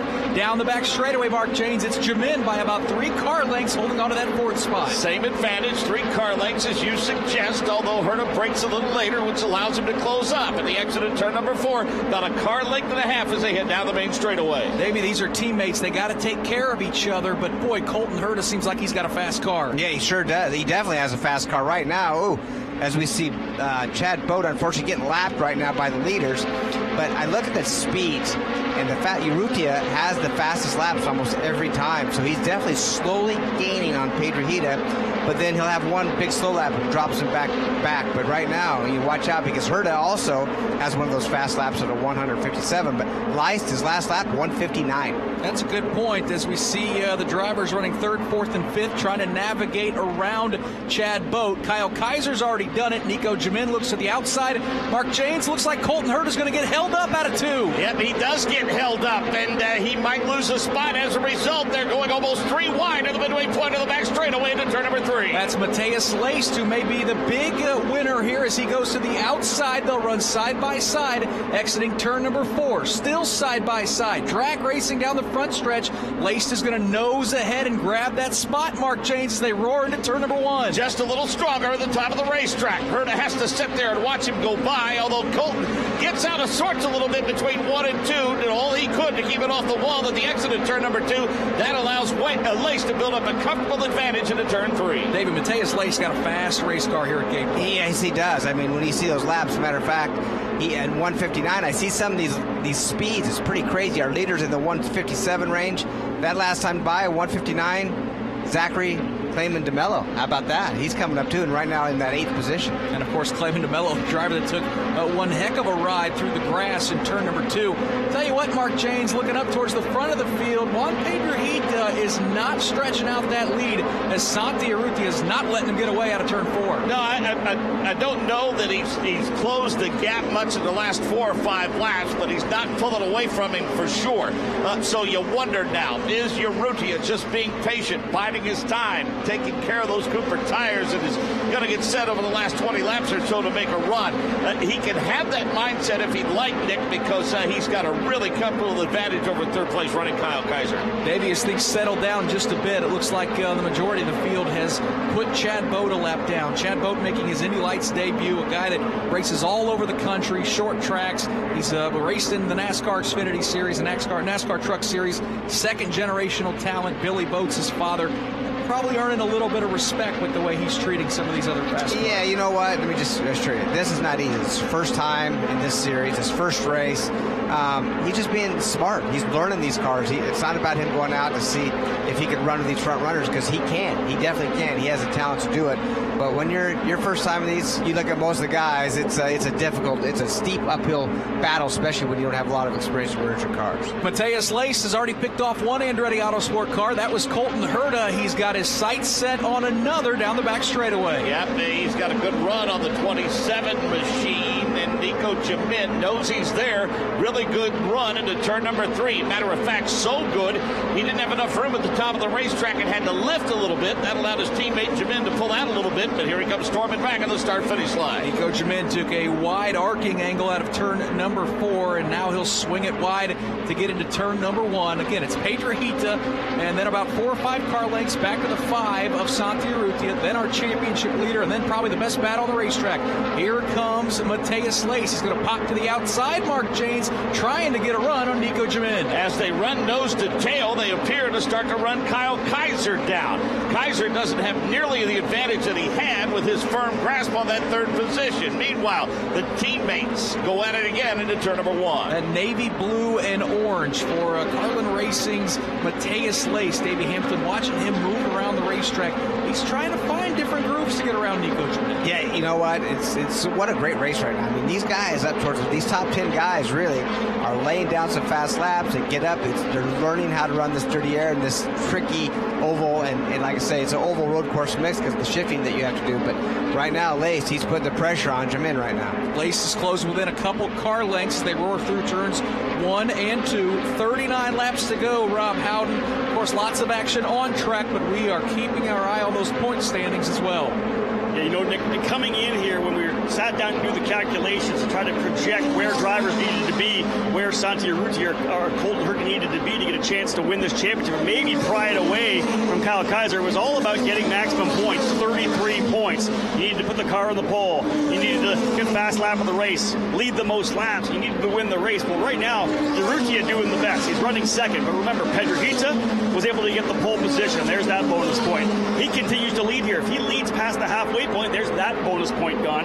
Of course, Urrutia can continue to push hard to try to get fast lap of the race. He does need to win here to get those full 30 points. As we go right by halfway now, that bonus point's now gone. The bottom line is Urrutia is doing everything he can, but he's watching some of those points fall away, Nick. And really, the bottom line comes down to the fact with Kyle Keizer running in 3rd position, he is in a spot to clinch this championship here in Gateway. Yeah, and I'll tell you what, by my calculations for Kyle Keizer, as he runs in 3rd, for Santi Urrutia, he has to win and get both of those bonus points for fastest lap and most laps led. So you're absolutely right, Rob Howden. Urrutia is about to lose that opportunity to score one of those other bonus points. And if that is the case, then for him to stay alive, Kyle Keizer is going to have to get past. Michael Young, you've got more on pit lane. Yeah, just an observation, Nick. You think back to Mid-Ohio, and it just seemed like Kyle Keizer was trying to be conservative conservative, ran in the back, nearly got in contact with a couple of cars, almost had a couple of incidents. And for him today, he just came out and was very aggressive, got to that second position, allowed Urrutia to get back around. But this is the Kyle Keizer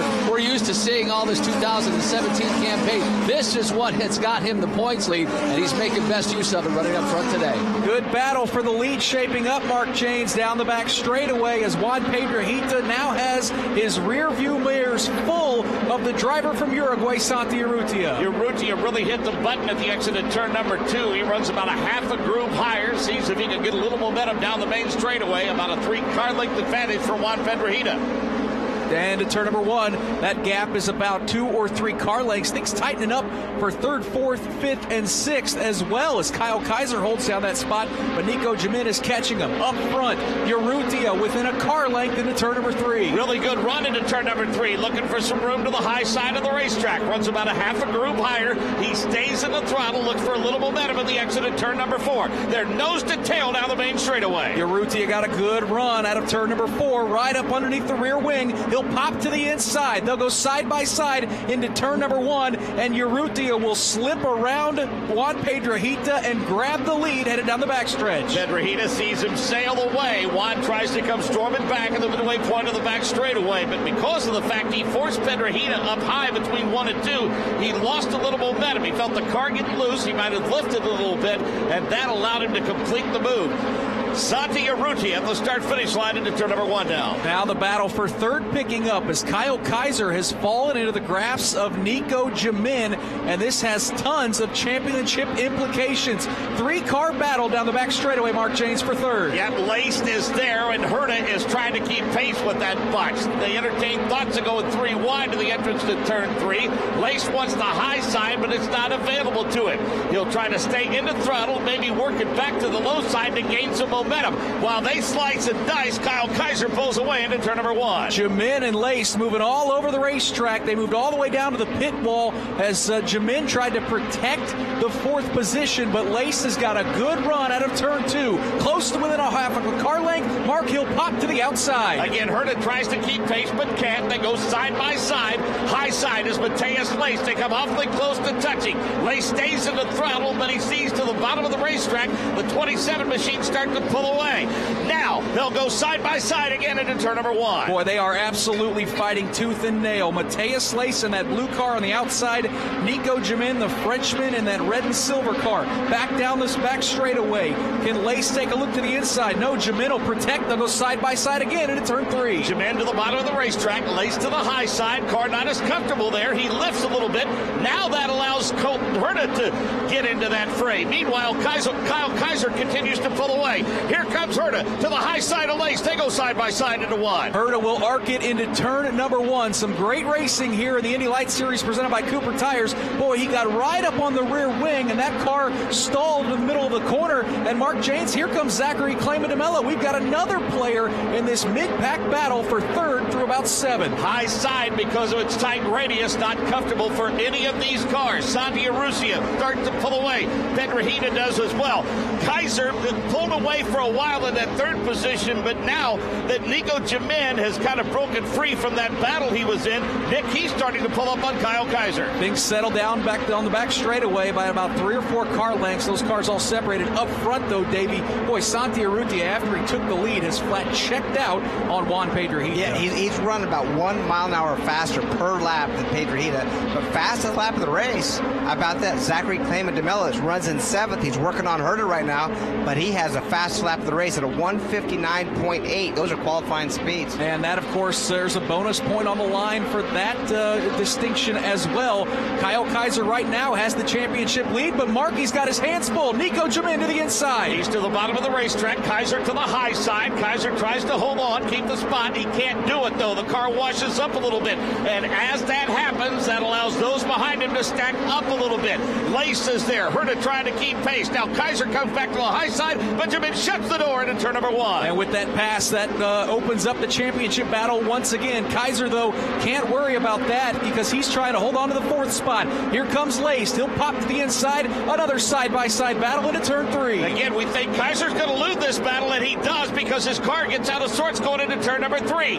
That allows a couple of cars to stack up behind him. Colton Herta among them. Now all are back in the throttle now, so your points leader under full assault. 2 cars all over him into turn number 1. Boy, they nearly went 3 wide into turn 1 as Zachary Clement slides up the racetrack, nearly makes contact with Colton Herta. He will grab that spot down the back straightaway. That's going to give a little bit of breathing room for Kyle Keizer, but Mark, I don't think it's going to be for very long into turn 3. No, not real comfortable already, in fact, Nick, as they come off of turn number 4. Keizer sees that advantage he had while they were dicing it up, shrink down to just a couple of car lengths. Zachary, Clement, DeMello, Colton Herta, all over the points leader into turn number 1 again. Davey, with 24 laps to go, it looks so good for Kyle Keizer. Now all of a sudden his work is cut out for him. Well, it is, but right now he still has a 29-point lead, so huge lead, but like I say, car's not doing what he wants it to do.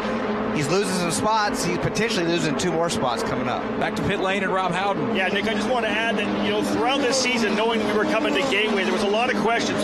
How is this racetrack going to be for Indy Lights? How is it going to race? I'll tell you, that has been answered in spades right now. Unbelievable racing. Of course, we're all down here on pit lane. Everyone's cringing every time they go 2 or 3 wide into turn number 1. We got our answer. Gateway's an amazing racetrack for Indy Lights. And kudos to these great race fans here in the St. Louis metro area and all of the Midwest that made their way to Gateway Motorsports Park. So many race fans have been clamoring. They want to see open wheel racing back here in St. Louis, and they are being treated. This is another one of the undercards. This is the Indy Lights Series presented by Cooper Tires. These are the future stars of the Verizon IndyCar Series, and one day you're going to see a handful of these drivers not only competing in the Indianapolis 500, but the future editions of the Bommarito Automotive Group 500 here at Gateway. It is Santi Urrutia, the driver from Uruguay, with a nice 1.3 second advantage as he streaks across the line. 21 laps to go. We've been keeping our eye, Mark Janes, on our points leader, Kyle Keizer. He has opened this championship battle back up. He also opened up the inside for Zachary Clement DeMello, trying to hold on to that 5th spot down the backstretch. Yep, off of turn number 2 now. Kyle Keizer pretty much running all by his lonesome. He has a little bit of breathing room over Clement DeMello. All 3 of them are attacking Chad Boat now. Boat has made some friends tonight for sure. His race car is on the pace, but he's staying to the bottom of the racetrack, holding a consistent line. Doing so, though, allows Clement DeMello some room to the bottom of the racetrack, side by side into 1. Wheel to wheel, side by side through turns 1 and 2. The points leader pinned to the outside. Zachary Clement DeMello on the inside. They'll stay side by side as they race into turn number 3. Herta is the interested spectator, about 3 car lengths back. For now, the advantage to the high side, Kyle Keizer. His car's been pretty comfortable most of the night to the high side. Can't say that about everybody else. They're stuck together side by side into 1. Like a pair of magnets on a Saturday night under the lights here at Gateway Motorsports Park. Keizer keeps that car pinned to the outside. Good run for Zachary Clement DeMello. They get awful tight racing down the back straightaway. Keizer may have to give that spot up, Mark Janes, into turn 3. He was losing room to the high side, and he saw Clement DeMello slip in front of him. The car gets out of sorts now going into turn number 3. That opens up the door for Colton Herta. Clement DeMello sails away. Herta's all over the points leader now as they get to the start-finish line. Herta looks to the inside with 18 laps to go. He'll pop to the inside, puts the left side tires right along that red and white curbing. Nice run out of turn number 2. He's all over the rear wing of the points leader. At times, Keizer looks good to the high side in 1, but other times not so much. This time, he opens up the bottom of the racetrack for Colton Herta. Now he makes a strong move off of turn number 4, wants to hold on to that spot. We'll see if Herta has an advantage off of 4. Right now, it appears to belong to Kyle Keizer. Slips in front of him into 1. Davey, these are tense moments for a guy trying to wrap up a championship. Doesn't look like he's going to be able to clinch it tonight. He needed to leave with a 34-point advantage. The other number to look at, though, was to keep a 26-point lead. Then all he'd have to do is start the race at Watkins Glen. But, boy, it has not been easy, as it almost seems like there's an anchor out back of that 18 car here within the middle portions of the Well, race. and like I say, if he just has to start that race, it's basically over. Right now, it's 27-point lead, so that's exactly what he have to do. So basically, it's wrapped up because you know he's going to be there and start. But you know what? He's got one more car all over him. That's Colton Herta. And with 16 laps to go, he's got a lot of work to keep him behind him. Well, one Mazda Road to Indy race in the books already. An impressive run for Victor Franzoni, Rob Howden, as he visited Victory Lane, as he continues to chase after a championship so that he might be able to compete in this Indy Lights series. Yeah, we're definitely going to be going to Watkins Glen for the Pro Mazda Championship, Nick. A 2-point advantage leaving Gateway. A fantastic win for you, Victor Franzoni. You have to be absolutely thrilled with that victory today. Was great. Now we are leading for 2 points. Now it's time to think in win again and try to do the same in Watkins Glen. If we won both races, of course we're gonna win the championship. So now that's our focus and it's what we're gonna work for. You guys rolled the dice a little bit and got rid of some of the downforce. You laid that rear wing down, gave you lots of shoot speed. Must have been a handful to drive, rather.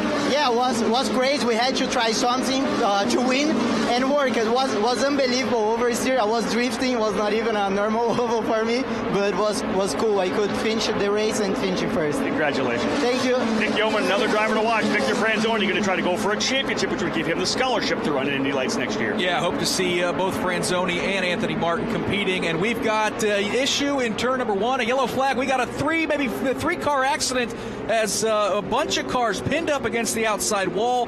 One of them in the middle is Chad Boat. We see Garth Rickards involved and Neil Alberico.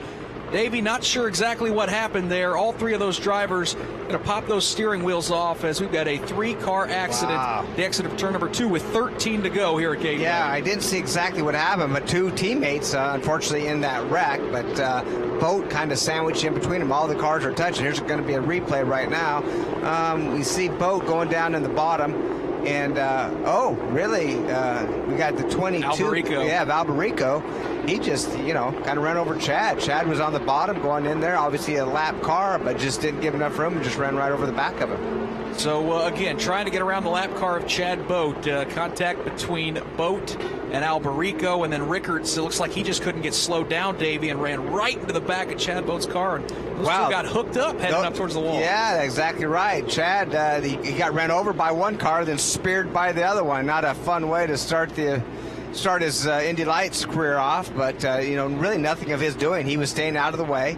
He was on the bottom where he needed to be, and they just didn't give him enough room and just ran right over him. So tough break for 3 talented young drivers that were struggling tonight. There's no doubt about that. As Garth Rickards, Neil Alberico, Chad Boat, none of those 3 drivers looked like they had what it took to compete and win this race. But boy, you hate to tear up race cars right there at the end of a race, Davey. With 12 yeah, it's very unfortunate, and just one of those situations where really kind of unnecessary to have happen too this late in the race.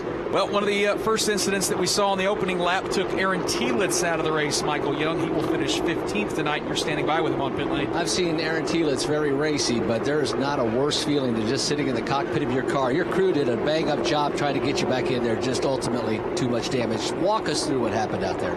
The Bilardi Auto Racing guys obviously did an awesome job to get my car back ship shape. We could get back out there, but obviously better to let these guys race from here.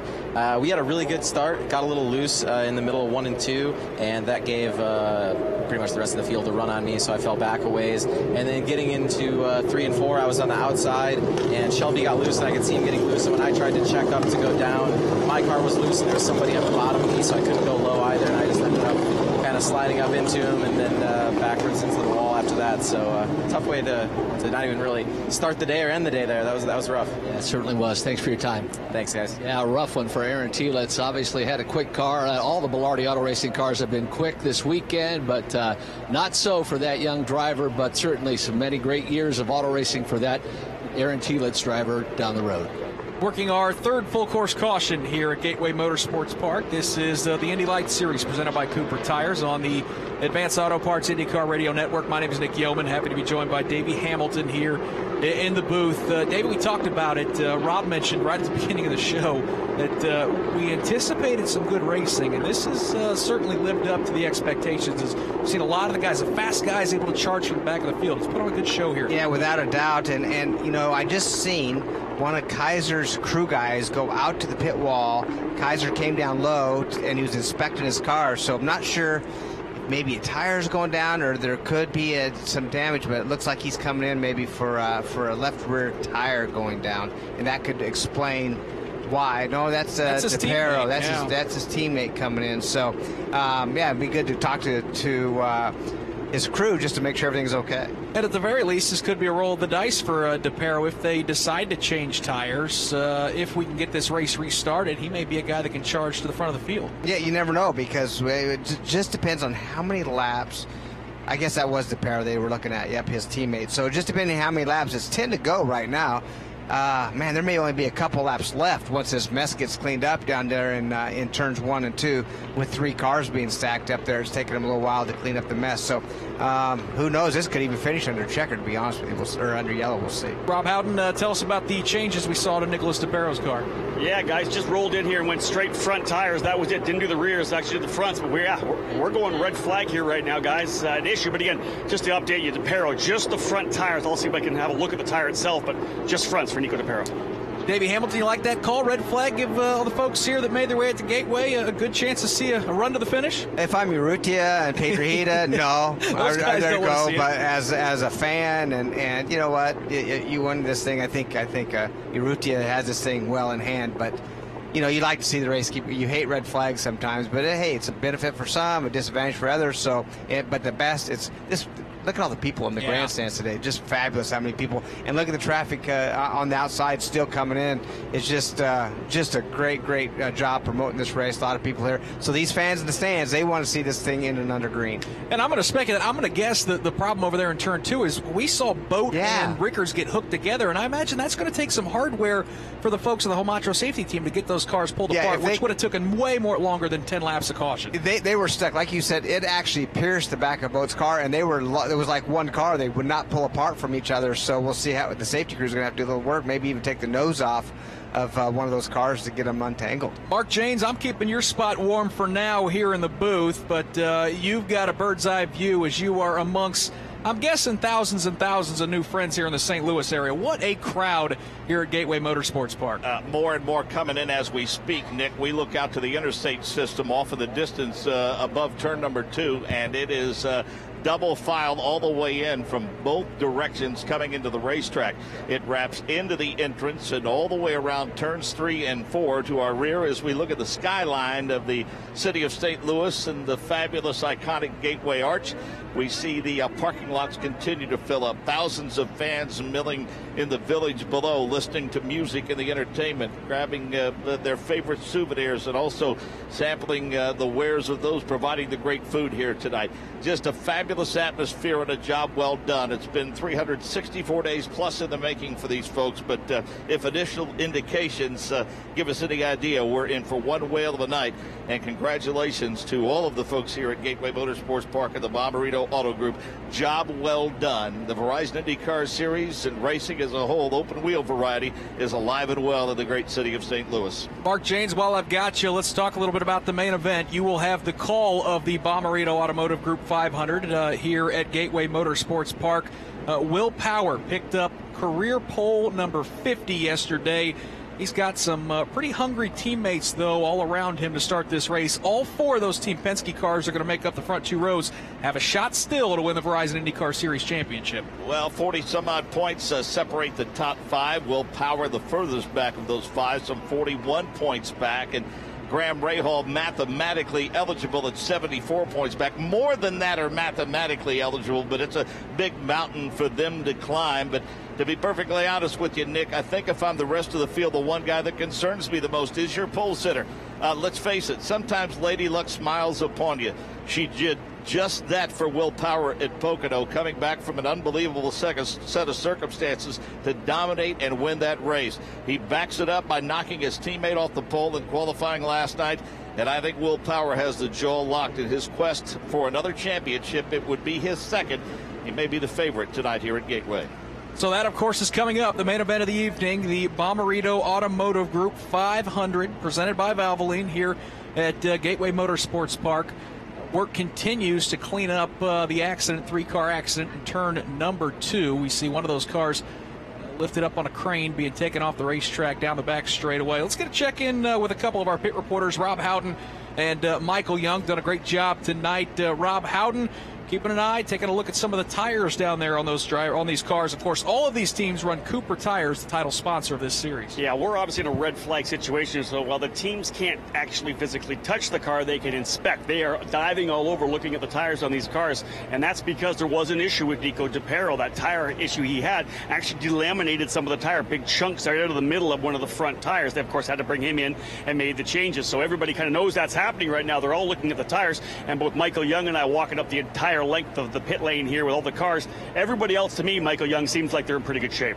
Yeah, indeed they do. I only see 1 or 2 cars that potentially will have issues. We won't mention who those drivers are for fear that we would play a little hand that we don't necessarily want to do. But other than that, all these drivers and all these Cooper tires look extremely good. You must remember, they do start to finish 75 laps, so these Cooper tires so very, very durable, and with this new racing surface so very hard on these tires, hats off to the Cooper tire folks. They always, Nick Gilman, do a great job.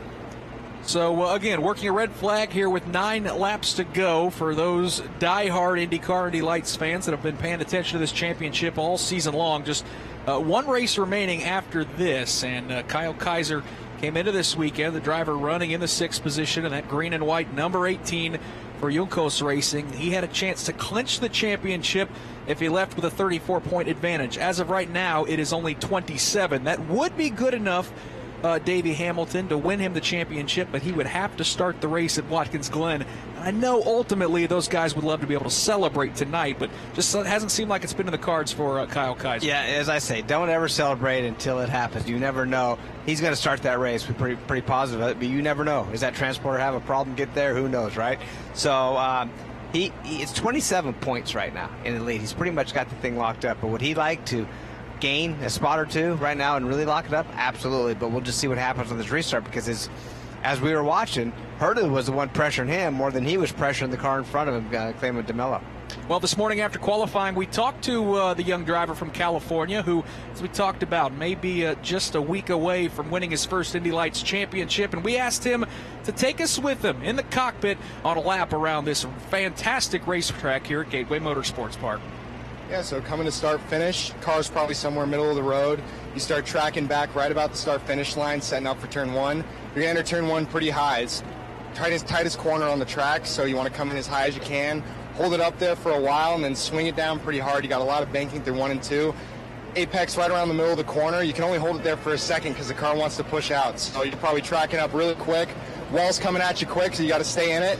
Tracking out right to the edge of the wall, and then same thing down the back straightaway. Let the car drift to about the middle of the road. Just free it up. Coming into turn 3, you want to set up a little bit later than you did coming into turn 1, and then just smooth with the wheel. It's a little bit flatter, less banking through 3 and 4. So you want to keep the car as free as possible, smooth with the wheel, least amount of car getting scrubbed off. So you keep it free, run all the way out to the wall, and then come to start finish. That is the championship leader, Kyle Keizer, taking you on a ride around Gateway Motorsports Park. As this racetrack, very tricky, and we've seen all drivers in the Indy Lights Series and IndyCar and the Verizon IndyCar Series navigate this racetrack with precision, but also precaution, because they are turning some incredible speeds around this racetrack. Just got word about 3 minutes away from refiring the engines, I should say, on pit lane. Mark Janes, you've moved up to the spotter stand. You're standing by with a guy who has competed many times in the Indy Lights Series and has a pretty cool announcement, some great news at the end of this IndyCar season. Yeah, spotting tonight, but next week he'll be in the race car at Watkins Glen. Had a chance to shake hands with him, congratulate him all the way up tonight. Again, let me echo that again. Congratulations, Jack Harvey. Thank you. Let's talk a little bit about this deal with Schmidt-Peterson Motorsport, piloting the number 7 through the final 2 races. Been working on that for a while? Yeah, I mean, we got a call from the team after Mikhail's situation started to escalate a little bit, and it was a situation where we needed them to figure out exactly what they were doing, and then obviously we saw the announcement he wouldn't be in the car, and I mean, honestly, at that point, the conversation picked up at a fair rate of knots, and they offered it to us, and, you know, who wouldn't want to do 2 races, especially at Watkins Glen and Sonoma? Yeah, 2 great facilities, 2 iconic facilities for sure. So what have you been doing? I'm sure people want to know, after you've had that much time off since the Indianapolis 500, what have you been doing to keep yourself in quote-unquote driving shape?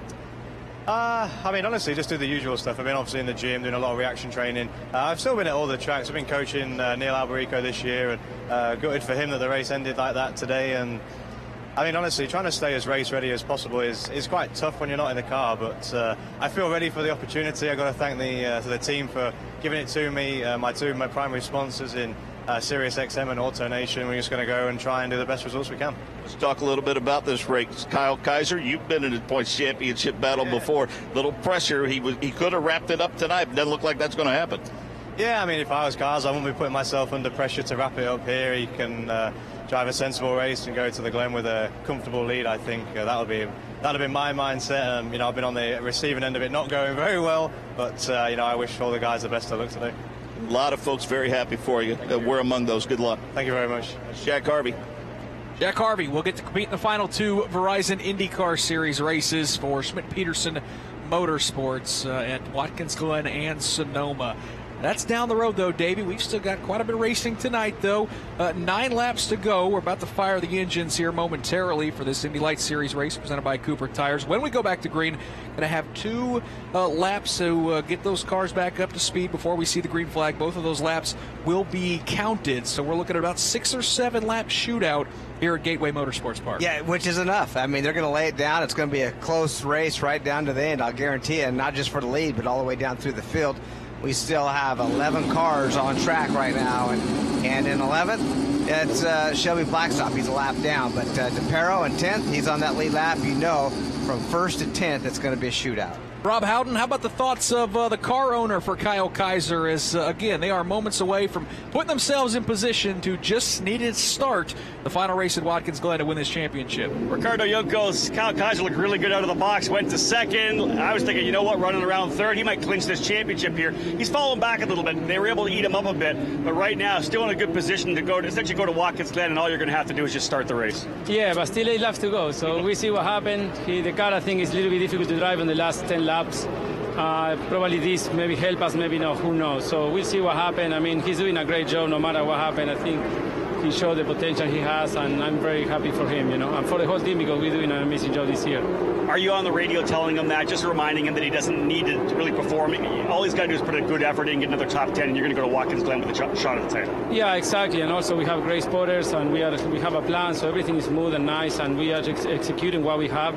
This is a very difficult track. You see many crashes, so we got to be smart here. Hey, good luck. Thank you. I'll tell you, the guys, this team, man, when they made their debut in this program with Spencer Piggott, they were able to win the championship. You can hear it in Ricky's voice. They want to get this championship done again. They want to execute. They know what they have to do. They don't have to win races here. All they've got to do is stay out of trouble, and Kyle needs to get a couple of good finishes, and he's going to find himself as the Indy Lights champion for 2017. Thank you so much, Rob Howden. Field reset. It's Santi Urrutia, Juan Pedrohita, Nico Jamin, Mateus Lace, Zachary Clement, and Kyle Keizer. That's the top 6. Mark Janes down the back straightaway. We're a half a lap away from restarting this race with 7 to go. Yeah, we'll see Urrutia if he has the pace off of turn number 4. It'll be interesting once he clears that commitment cone, how quickly he gets into the throttle. If you remember, he had a couple of shots at Pedrohita at the start of this race, but caution's got in the way of him completing the pass. We'll see if we get a clean restart here with just a handful of laps remaining at Gateway. Santi Urrutia jumps on the accelerator out of turn number 4, and we are going to go back racing here with 7 to go. Good battle for third as Lace looks to the outside. Zachary Clement has 5th. He's searching all over the racetrack, but now the battle is for the lead. Juan Pedrohita around the outside, and we've got problems. Nico Jamin around. Ryan Norman is around. Pedrohita made the pass, but it looks like we may get a caution. We will here at Gateway Motorsports Park, Davey, as Nico Jamin sits helplessly in the middle of turns 1 and 2. Well, I have to think that when the yellow comes out, the position that you're in is where you're going to be. And the 27 car, unfortunately, Jamin, he was running in that third spot, throwing stuff out of the car, but he probably needs to just let him tow him off. He's not in that bad a shape to keep this race going, but I have to say that I'm surprised that Urrutia is showing the leader. It should be Pedrohita at this point, so we'll see. So we're getting word that they might have waved him by, and we see Jamin kind of high-centered there. Getting a good chance to look at the replay, Dave. Boy, Jamin was sideways before even getting the apex of 1 and 2. Oh, wow. I mean, when he got sideways, cars going all over the place. How he didn't collect somebody or get collected is amazing, because he had cars, I mean, all over him. And Herta, he took a big advantage and gained a lot of positions in that position. He went from 7th to 4th on that. It's still showing Urrutia as the leader, but I think Pedrohita is going to be is going to be the leader, I think. Rob Howden, you've got more on pit lane.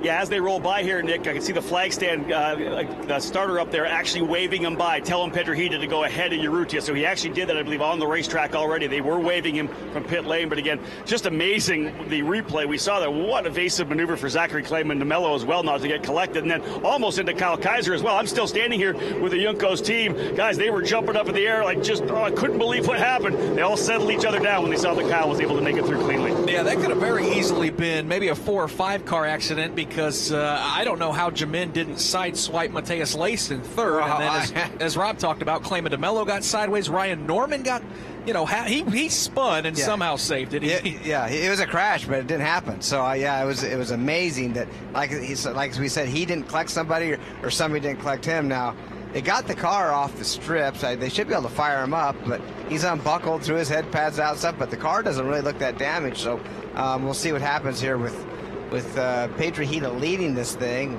How many laps we got? Just 5 to go. 5 to go. It's going to be 4 this time by. Probably going to be 2 or 3 when it comes out. But is it better? Is it better to be leading, or is it better to be second in this position right now? We'll soon find out. Yeah, we saw Pedrohita get a great run into turn number 1. We'll see if Santi Urrutia can return the favor as we get word. We're going to get 1 to go here at the line, so we're going to restart with 3 laps to go. And tell you what, Mark James, for Juan Pedrohita, it was a fantastic pass into turn number 1, but this is a young man that has never won an Indy Lights race. What a big moment this could be. Always love to see first-time winners in any series. Yep, got a ton of starts in his couple of years in the Indy Lights presented by Cooper Tires, Pro Mazda before that, and he's got his work cut out for him for sure. Santi Urrutia has an awfully fast race car and has had one all night long, and this restart going to be something with just a few laps to go.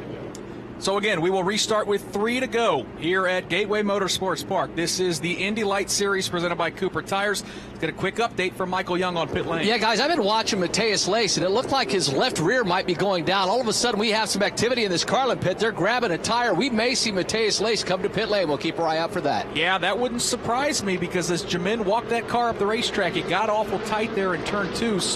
And it looks like Lace is going to accelerate. He's going to bring that car down to the pit entrance lane. So, boy, that's going to spell disaster for the third place running car. It's also going to move Kyle Keizer up a couple more spots as he runs 4th.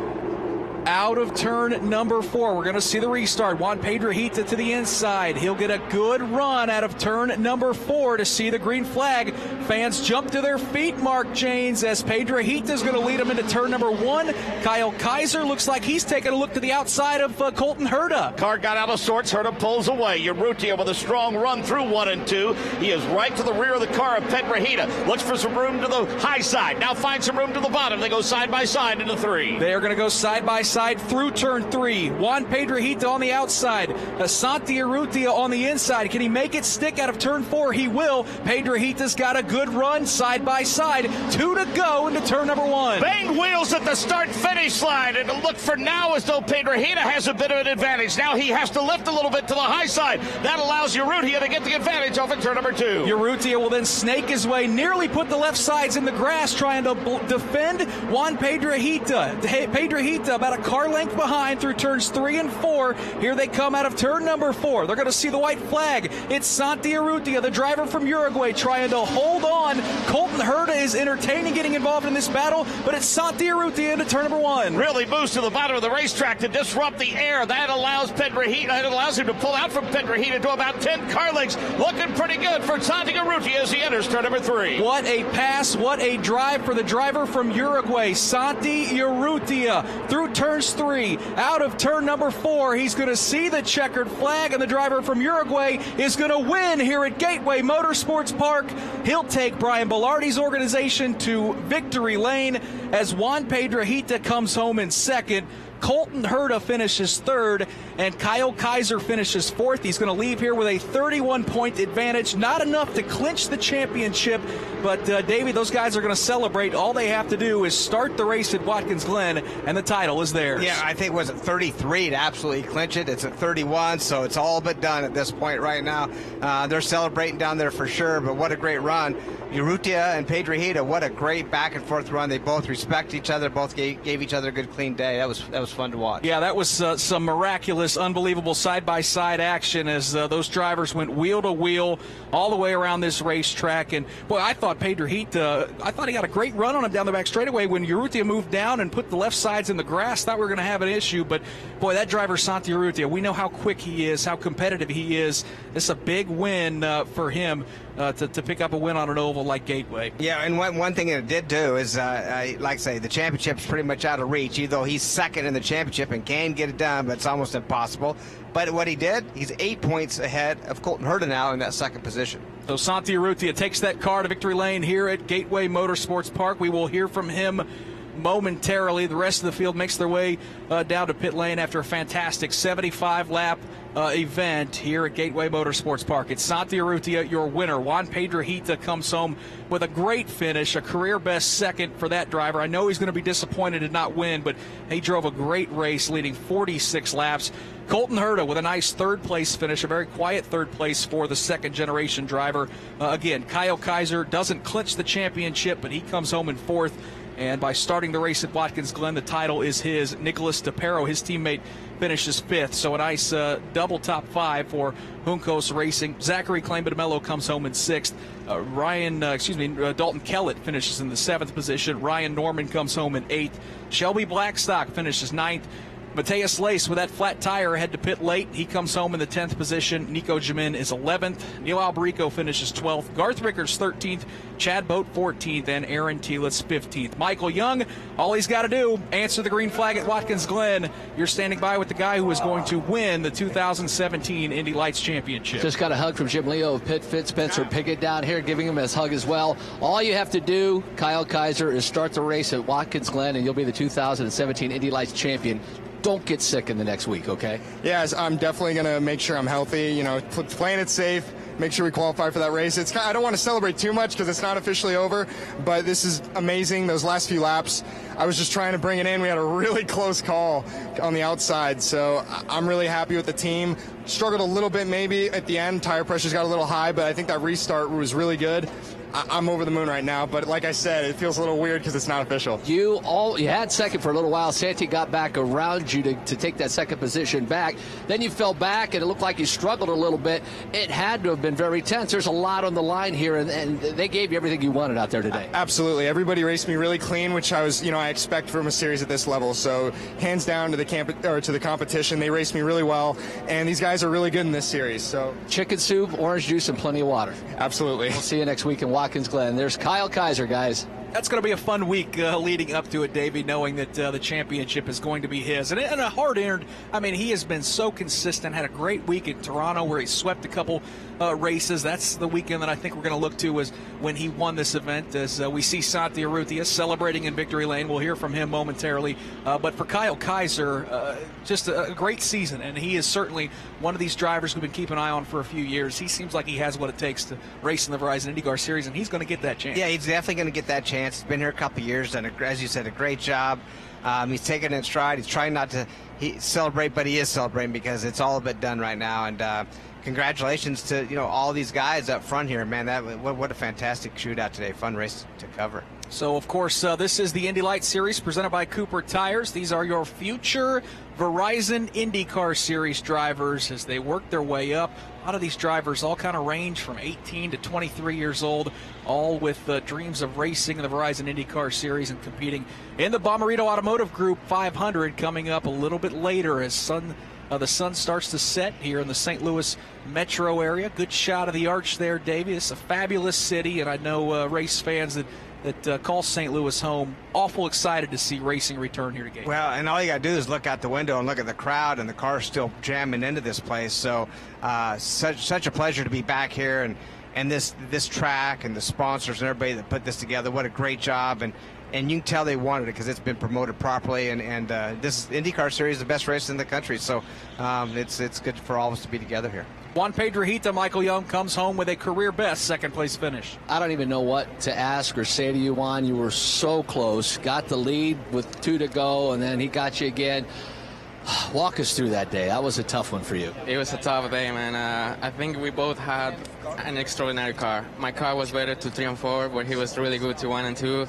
Then when we got the traffic, I had a big checkup and he passed me, and then he was just staying there.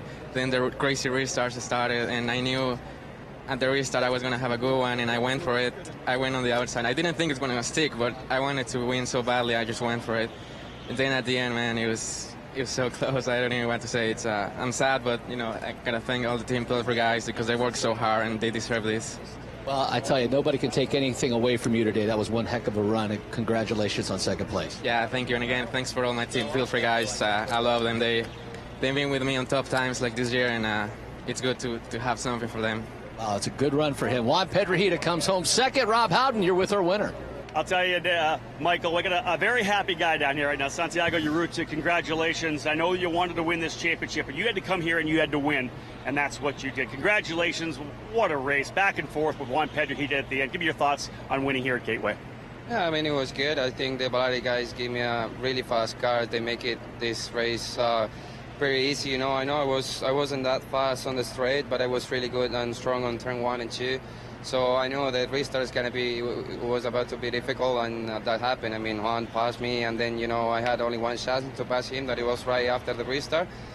And I did it, so I'm very happy about that. I'm very happy that we keep the championship alive, and we came here with goal to win the race, and we win the race. So, I have nothing to say, just that I'm happy, and thank you to my sponsors, Team Cooper Tire, Mazda, Road to Indy, like everyone who is involved in this program, just thank you. A rough start to the season, but really you have come on strong at the end. Has this push at the end been to let people know who Santiago Urrutia is and how good you are?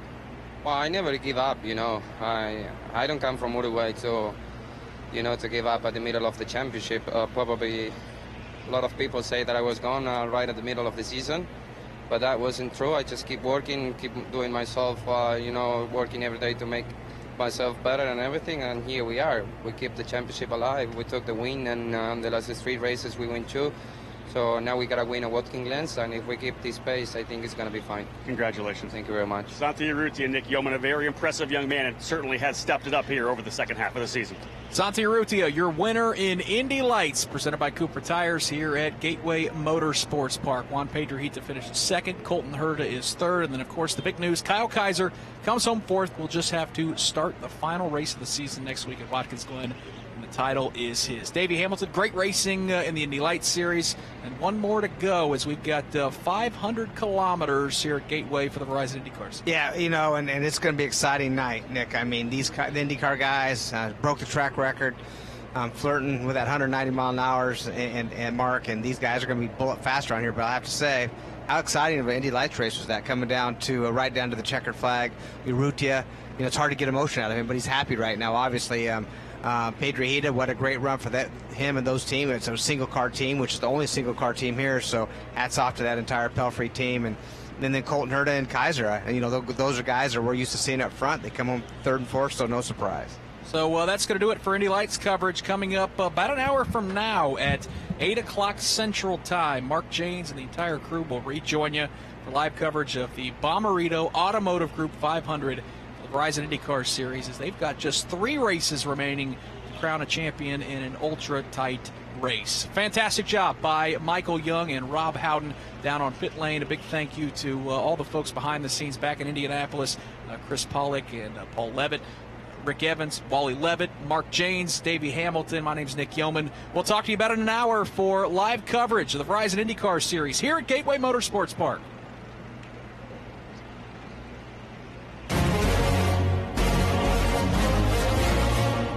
This is the Verizon IndyCar. Watch for Colton to be a championship challenger in 2018. Coming home in second. What a weekend it's been. He qualified on the pole, finishes second. Round of applause for Juan Pedrojita. Juan Pedrojita for Team Pelfrey. Chip Rowland will bring his second place trophy in. Juan wanted to win that one. You could tell he made a move on the restart to be able to get the lead, but the incident allowed Santi to go back by. Ladies and gentlemen, we had a championship chase coming in here. Of course, Kyle Keizer's put himself in a great position to win this championship next week at Watkins Glen.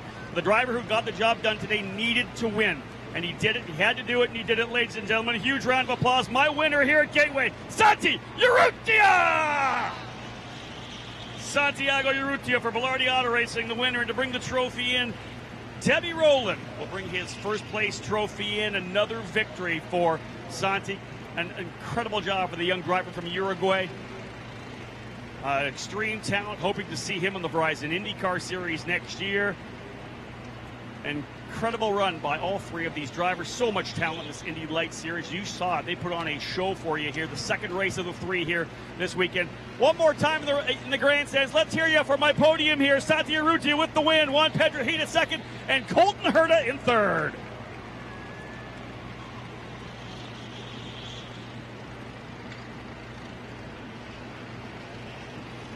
All right, ladies and gentlemen, I was saying a while ago that this pit stop challenge, Mr. Calvin come in here and explained everything to us. This is actually the very first time that they have done what you guys are going to see here.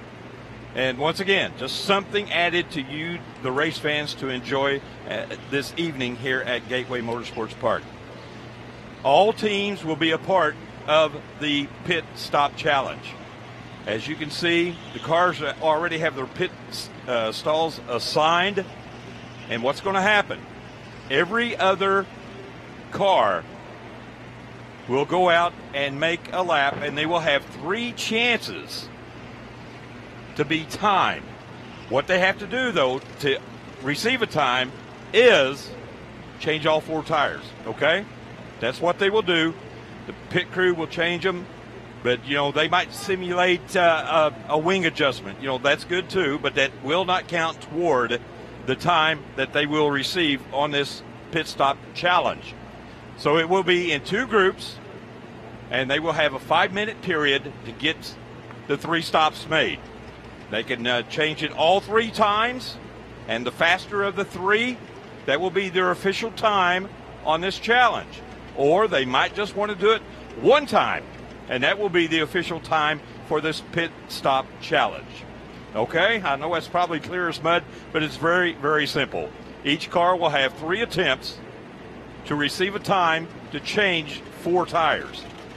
And the fastest of those 3 will be the official time it will take for them to be in the pit stop challenge. Right, that's from when they enter the pit and then when they leave the pit. Not their box, but when they come down the pit road. Yeah, absolutely. So from the time they enter on pit road till they leave to go back out onto the track. So if you happen every to be car out is going to do this. If you happen to be on the midway, you got about 9 minutes before this all starts. Yes, if you're out on the midway, please come get on back up to your seats. Yes, sir.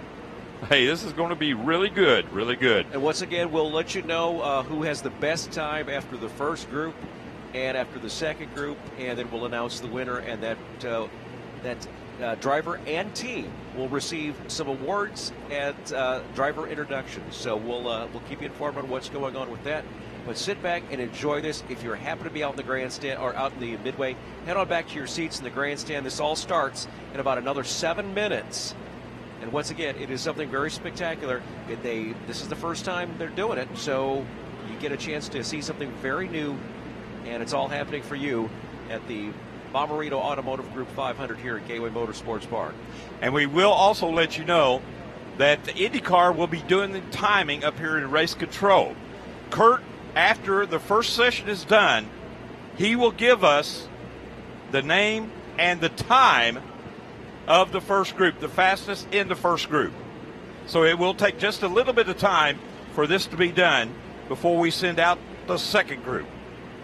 And whoever is the fastest, changing 4 tires, they will earn the championship of the Verizon IndyCar Pit Stop Challenge. All right, very quickly, I'll read down the numbers and the drivers' names. So you guys, you're going to have to cheer them on. Everybody should have a favorite driver here tonight, and we definitely want you to cheer them on. Simon Pagenaud will be in car number 1. Joseph Newgarden in car 2. Elio Castroneves in car number 3. Connor Daly in car number 4. James Hinchcliffe in car number 5. Sebastian Saavedra in car number 7. Saavedra, in car number 7.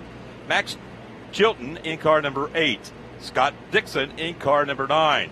Tony Kanaan in car number 10. Will Power, he's driving car number 11. Carlos Munoz in car number 14. I'm sorry, he's in car number 12. I'm sorry, Will Power, car number 12. Graham Rahal in car number 15. Sebastian Bourdais in car number 18. Ed Jones will be driving car number 19. Ed Carpenter will be in car number 20. J.R. Hildebrand will be in car number 21. Takuma Sada will be in car number 26. Marco Andretti will be in car number 27. Ryan Hunter-Ray in car number 28. Charlie Kimball in car number 83. And Alexander Rossi will be in car number 98. So those are the drivers and the car numbers. Once again, ladies and gentlemen, we want you to make some noise when these drivers come in. Once again, once the green flag is thrown and they open the track to go back out, there will be two groups. The odd-numbered pits will go out first. The even-numbered pits will go out second. And they will have 3 attempts to change tires. And the fastest time of those 3, that will go as their official time of the Pit Road Challenge. Okay? Once again, ladies and gentlemen, Ricky has given the command. If you're back here in the back getting something to eat, you got to see the pit challenge. First time they've ever done this, Ricky. It's going to be good. And, you know, once again, IndyCar pulling out all the stops to entertain you folks this weekend. And they're doing it here at Gateway Motorsports Park. I'm just looking at the amount of cars that we've got on the property here, and I'm not talking about the cars on pit lane. I'm talking about the folks from the region, the folks from all over the country have come in. I've talked to people, a big contingency from Indianapolis. If you're from Indianapolis, wave. There's quite a few of you. Well, Ricky, let's do this. If you're from Indianapolis, stand up and make some Hoosier noise. Are you from Indianapolis? Quite a large contingency from Indianapolis to see this special race here at Gateway Motorsports. Do we have anybody from Michigan? Huh? Michigan. How about Ohio? Some screaming. We got some. Anyone here from St. Louis? St. Louis. Anybody here from the great state of Illinois? I'll tell you what, ladies and gentlemen, let me tell you, Rick and I have had a ball this weekend. I mean, yesterday was just totally flawless. I mean, just everything was right on time, right on schedule. And so far today, the same thing. If you were not here yesterday, those beautiful white guardrails around here, when they threw the first green flag at 4 o'clock yesterday afternoon, and when they threw the last one around 11 o'clock last night, they were still just as white as they were at 4 o'clock. No incidents, so to speak. We only had one car to spin down in turn number 1. So it's been a great weekend so far. And we want to thank the IndyCar people. I mean, they have just rolled out the red carpet for us, and they have been so generous with everything. And, as Kurt told us a while ago, this is the first time they have done this. So we're about 2 minutes away from the start of this. So if you're not in your seats, get in your seats. This is something spectacular. You definitely want to see this. It is the Indy Pit Challenge.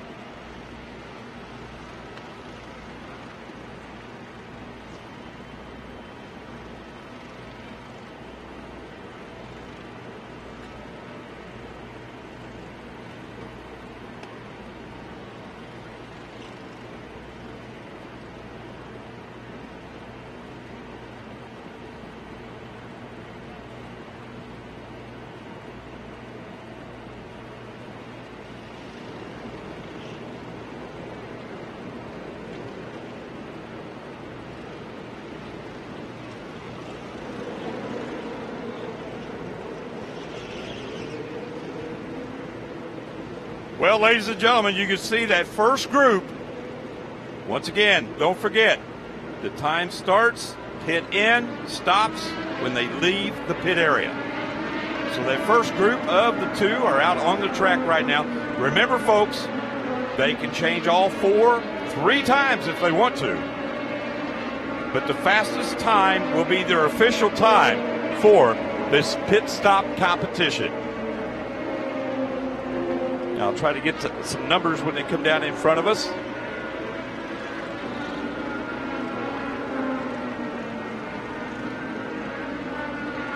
There's the number 26 of Takuma Sato. Right. And he's in.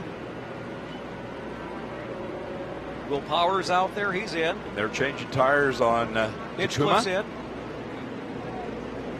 Newgarden's in and out. Is that Rahal? That's Rahal. 14. And the times are now Carlos coming up Munoz on our and also monitor. Elio Castroneves. All of this group. Max Chilton's in. Marco Andretti's in. Times are coming up right now. Right now it's James Hinchcliffe. He has been the fastest time at 32.233. 32.233. Remember, folks, that is the time they hit the pit entrance until they leave the pit out onto the track. Max Chilton, second fastest right there at 32.235. Third was Charlie Kimball in car number 83. His fastest pit stop, 32.225, I believe. Marco Andretti in car number 27. Marco Andretti in car number 27. His time, 32.602. And Takuma Sato was fifth. So now they're making their second round. These pit crews are working so hard right now. That's Max Chilton. He's pulling it right now. Well, they got faster. Marco Andretti's leaving the pit.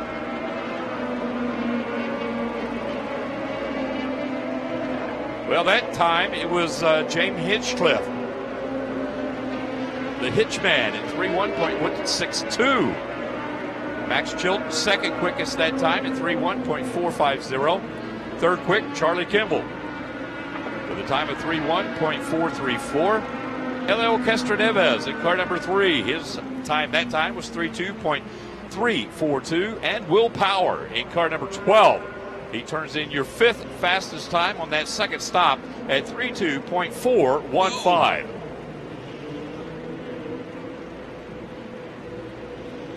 Joseph Newgarden really slow that time at 33.144.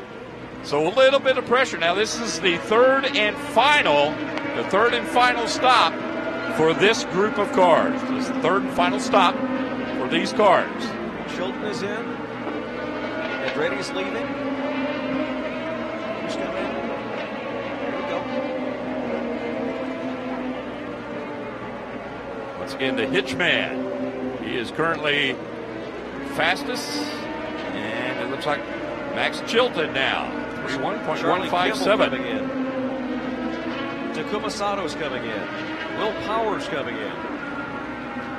Hinchcliffe, one more time. And there's Joseph Newgarden. Well, once again, as soon as all cars come to a stop, we will write down the fastest time, and we'll relay that to you. But right now, I believe it could be the number 8 Chilton. car of Max Chilton at 31.157.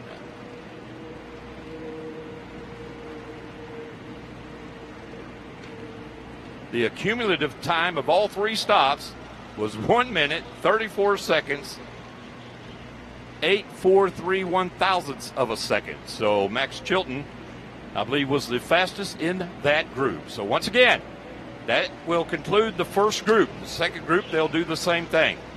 Going to take a little bit of a break here, let the cars come in. Then we'll let the second group come out.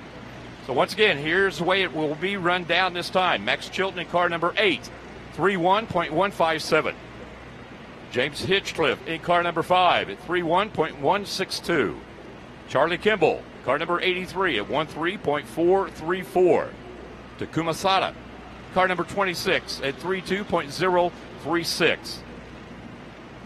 Fifth, Elio Castroneves in car number 3 at 32.342.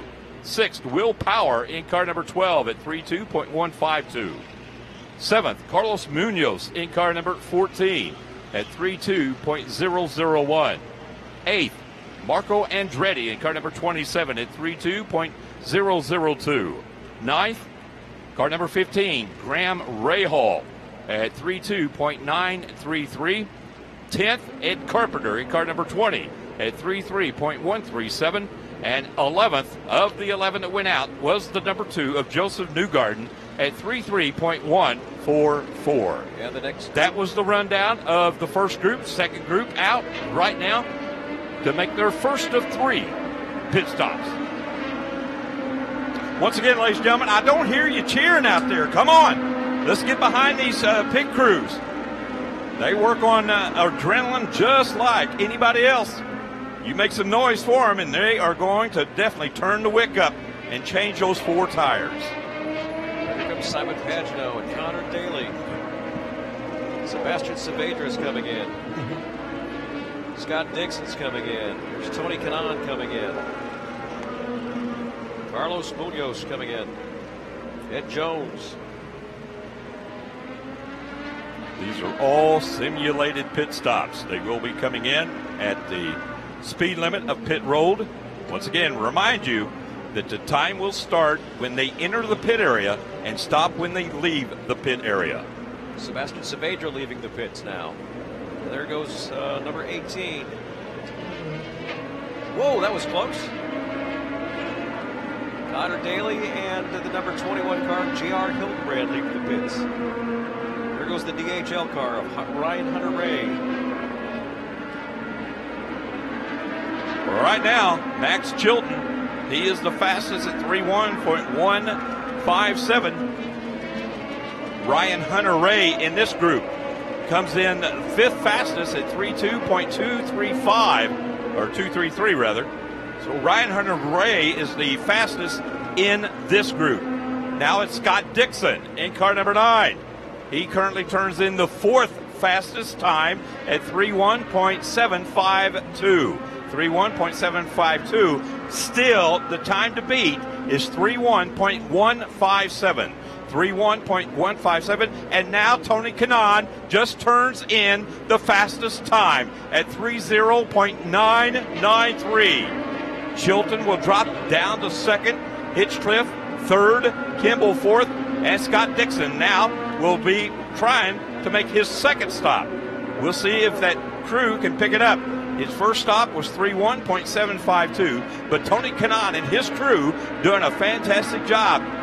The only crew that has turned a 30-second time at 30.993. Tony Kanaan is your fastest. And some of the drivers coming in for their 2nd stop. This time by. There they come. Comes the 19 of Ed Jones.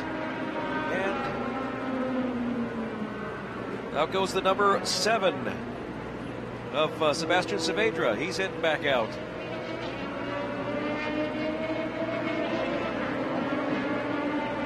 Ryan Hunter-Ray's back in. Out goes the number 18.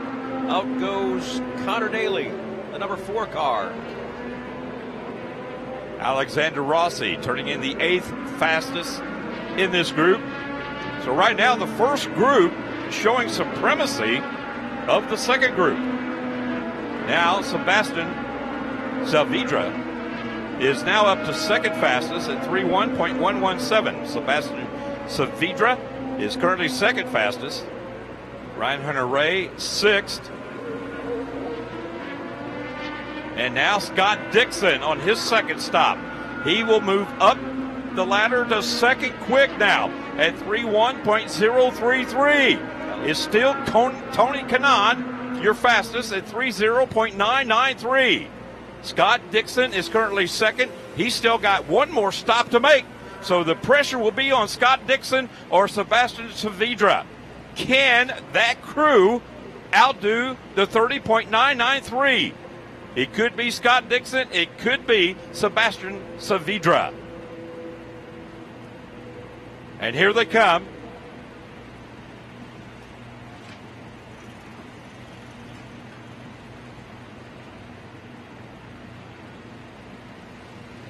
All right, it looks like Tony Kanaan was the fastest in the second group, which was 3:09.934. Dixon was second. Saavedra was third in that group. Well, ladies and gentlemen, that will conclude the Verizon IndyCar Pit Stop Challenge. Ladies and gentlemen, what a job he done. Driving car number 10. Driving the NTT Data. Chip Ganassi Racing's car number 10. Let's give Tony Kanaan and his crew a big round of applause. Let them hear ya. Finishing in second in the challenge, Scott Dixon at 3:1.033. Third, Sebastian Saavedra at 3:1.117. Fourth, Max Chilton in car number 8 at 3:1.157. And rounding out your top 5, the number 5 of James Hinchcliffe at 3:1.165. Well, folks, what do you think about that? Let's give IndyCar Series a big round of applause for doing that for us. Let's let them hear you now.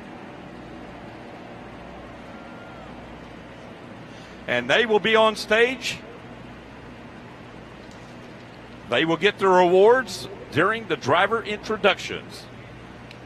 Oh, I tell you what, it's fun. It's fun. I'm having a great time, Ricky. I am too. This is absolutely something thrilling. I've never seen anything like this. And you folks got a chance to witness it firsthand here. It's never been done before. There you go, right here at Gateway Motorsports Park. Once again, ladies and gentlemen, if you have not been down to one of the white trailers back here on the Midway, you need to go down, get you an official race program, or get you the official Barberini 500 event shirt. They are on sale. Kim Stewart and her husband are down there, and they are selling those shirts. They've also got the programs down there. They are the official supplier of the event shirt.